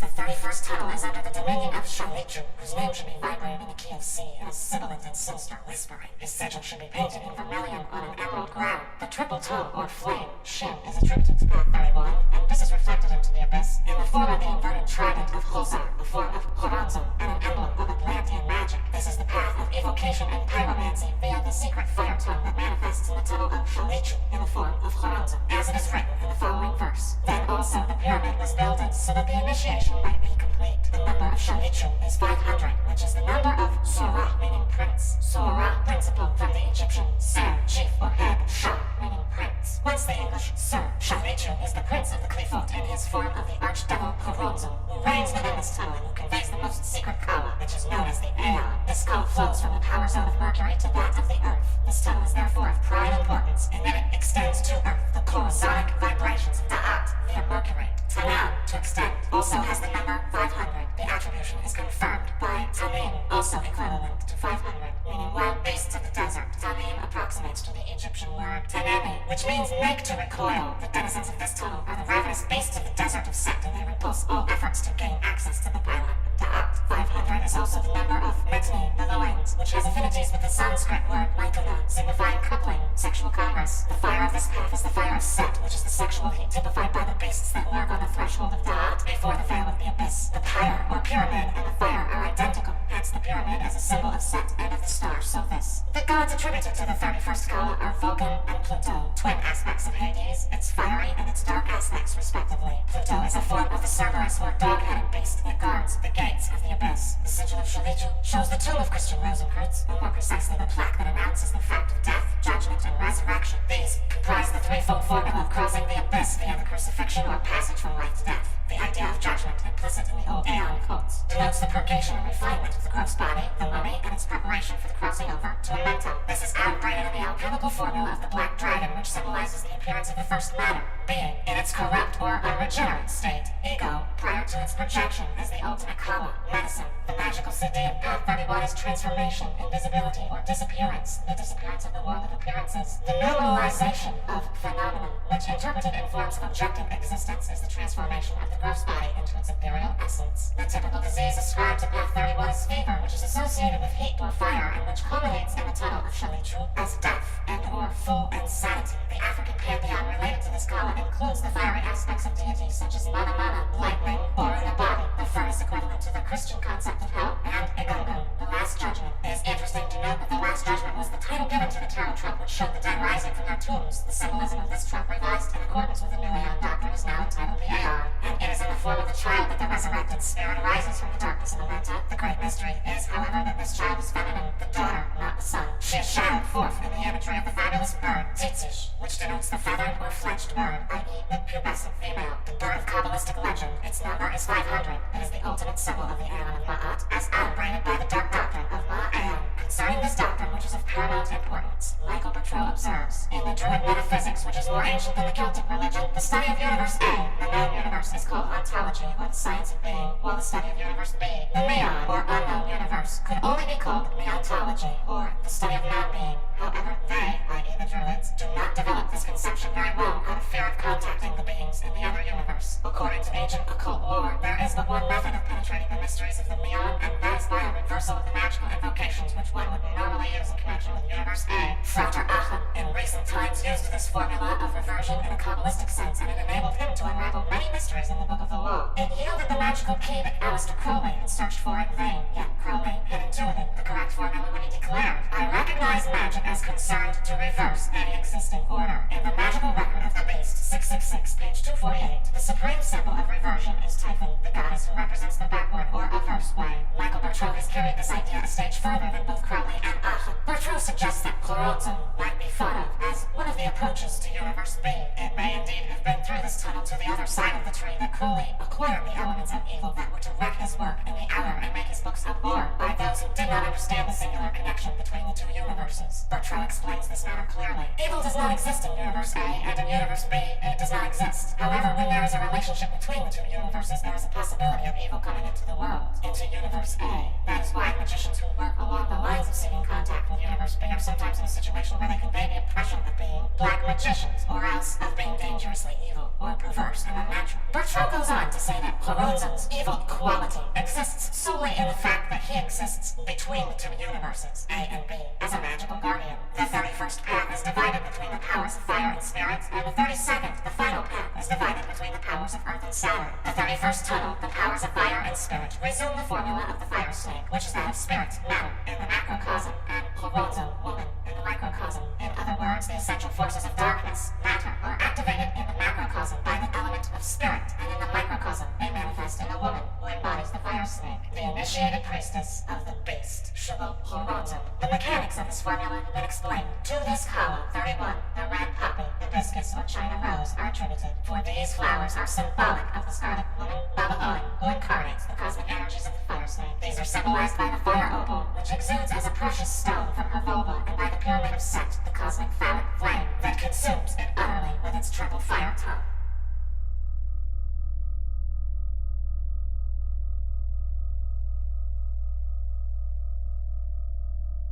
The 32nd tunnel is under the aegis of Pontifaxet, whose number is 1040, and whose name should be reverberated in the key of B sharp, as if in the hollows of Sidonian deeps. His sigil is to be painted on a black rectangle red with blue. 1040 is the number of the Temenos, the precinct of a temple, and of Choros, which according to the canon was a dance by which the earliest worshippers invoke the deity moving with measured steps around the altar. In this kala is resumed the entire range of macro and microcosmic kalas. 16 kalas are allotted to the macrocosm and 16 to the microcosm. The 32nd kala is in a sense the second 16th, and as such pertains to Earth typified by the altar. The sigil of Thantavaksa thus forms the earth or base of the entire series of kalas, and the anode and cathode are linked or earthed to the tunnel, the phallic current, that has its origin in the subconsciousness. Thus, the sigil includes the geomantic figure of acquisition, which is attributed to the number 9, and which, in this instance, is formed by fiery Sagittarius, hence the electrical nature of Thantavaksa, and its earthing in the hidden Sidonian cells. These are typified by the forces of restriction and incarceration, symbolized by Saturn. The magical cities of this kala comprise works of malediction and death, and the symbol of Saturn, the great one of the night of time, and the supreme emblem of this tunnel, which is the resort of ghouls and larvae of the pit, lit by the lurid phosphorescent glare of corpse candles. The ash and cypress, the nightshade, the elm, and the yew are the trees of darkness in whose shadows the tunnel disappears into the deepest cells of the earth.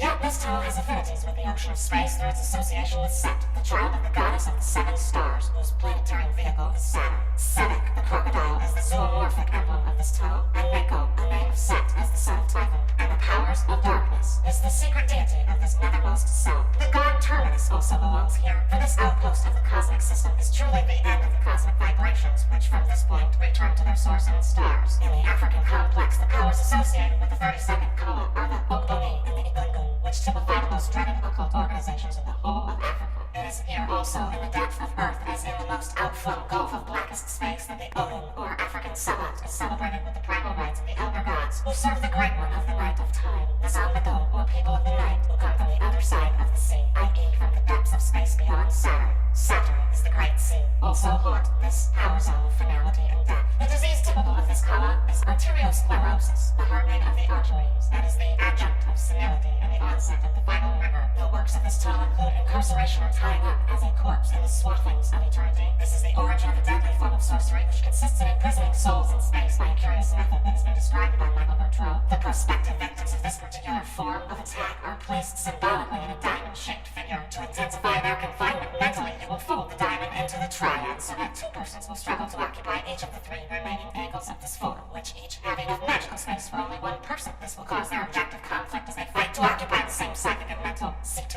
By this method, many enemies have died of occult suffocation because they've been cut off from cosmic vitality by means of the magical walls of innermost space. The 32nd path transmits the astral energies of Yesod to the sphere of Malkuth, thereby affecting the final earthing of all the kalas and influences that have streamed through the tunnels from Pluto, Kether, to Earth, Malkuth. But at this utmost and final earthing of the cosmic current, a sudden reversal occurs, and this is the formula of magic. Having earthed itself in Malkuth as the bride of the creative power, and Kether now turns back upon itself and streaks up the tree to dissolve in its source in the transcosmic centers of energy represented by Kether. Thus, Malkuth is in Kether, and Kether is in Malkuth, though after a different manner. The bride is celebrated in the following verse, and in the heart of the Sphinx now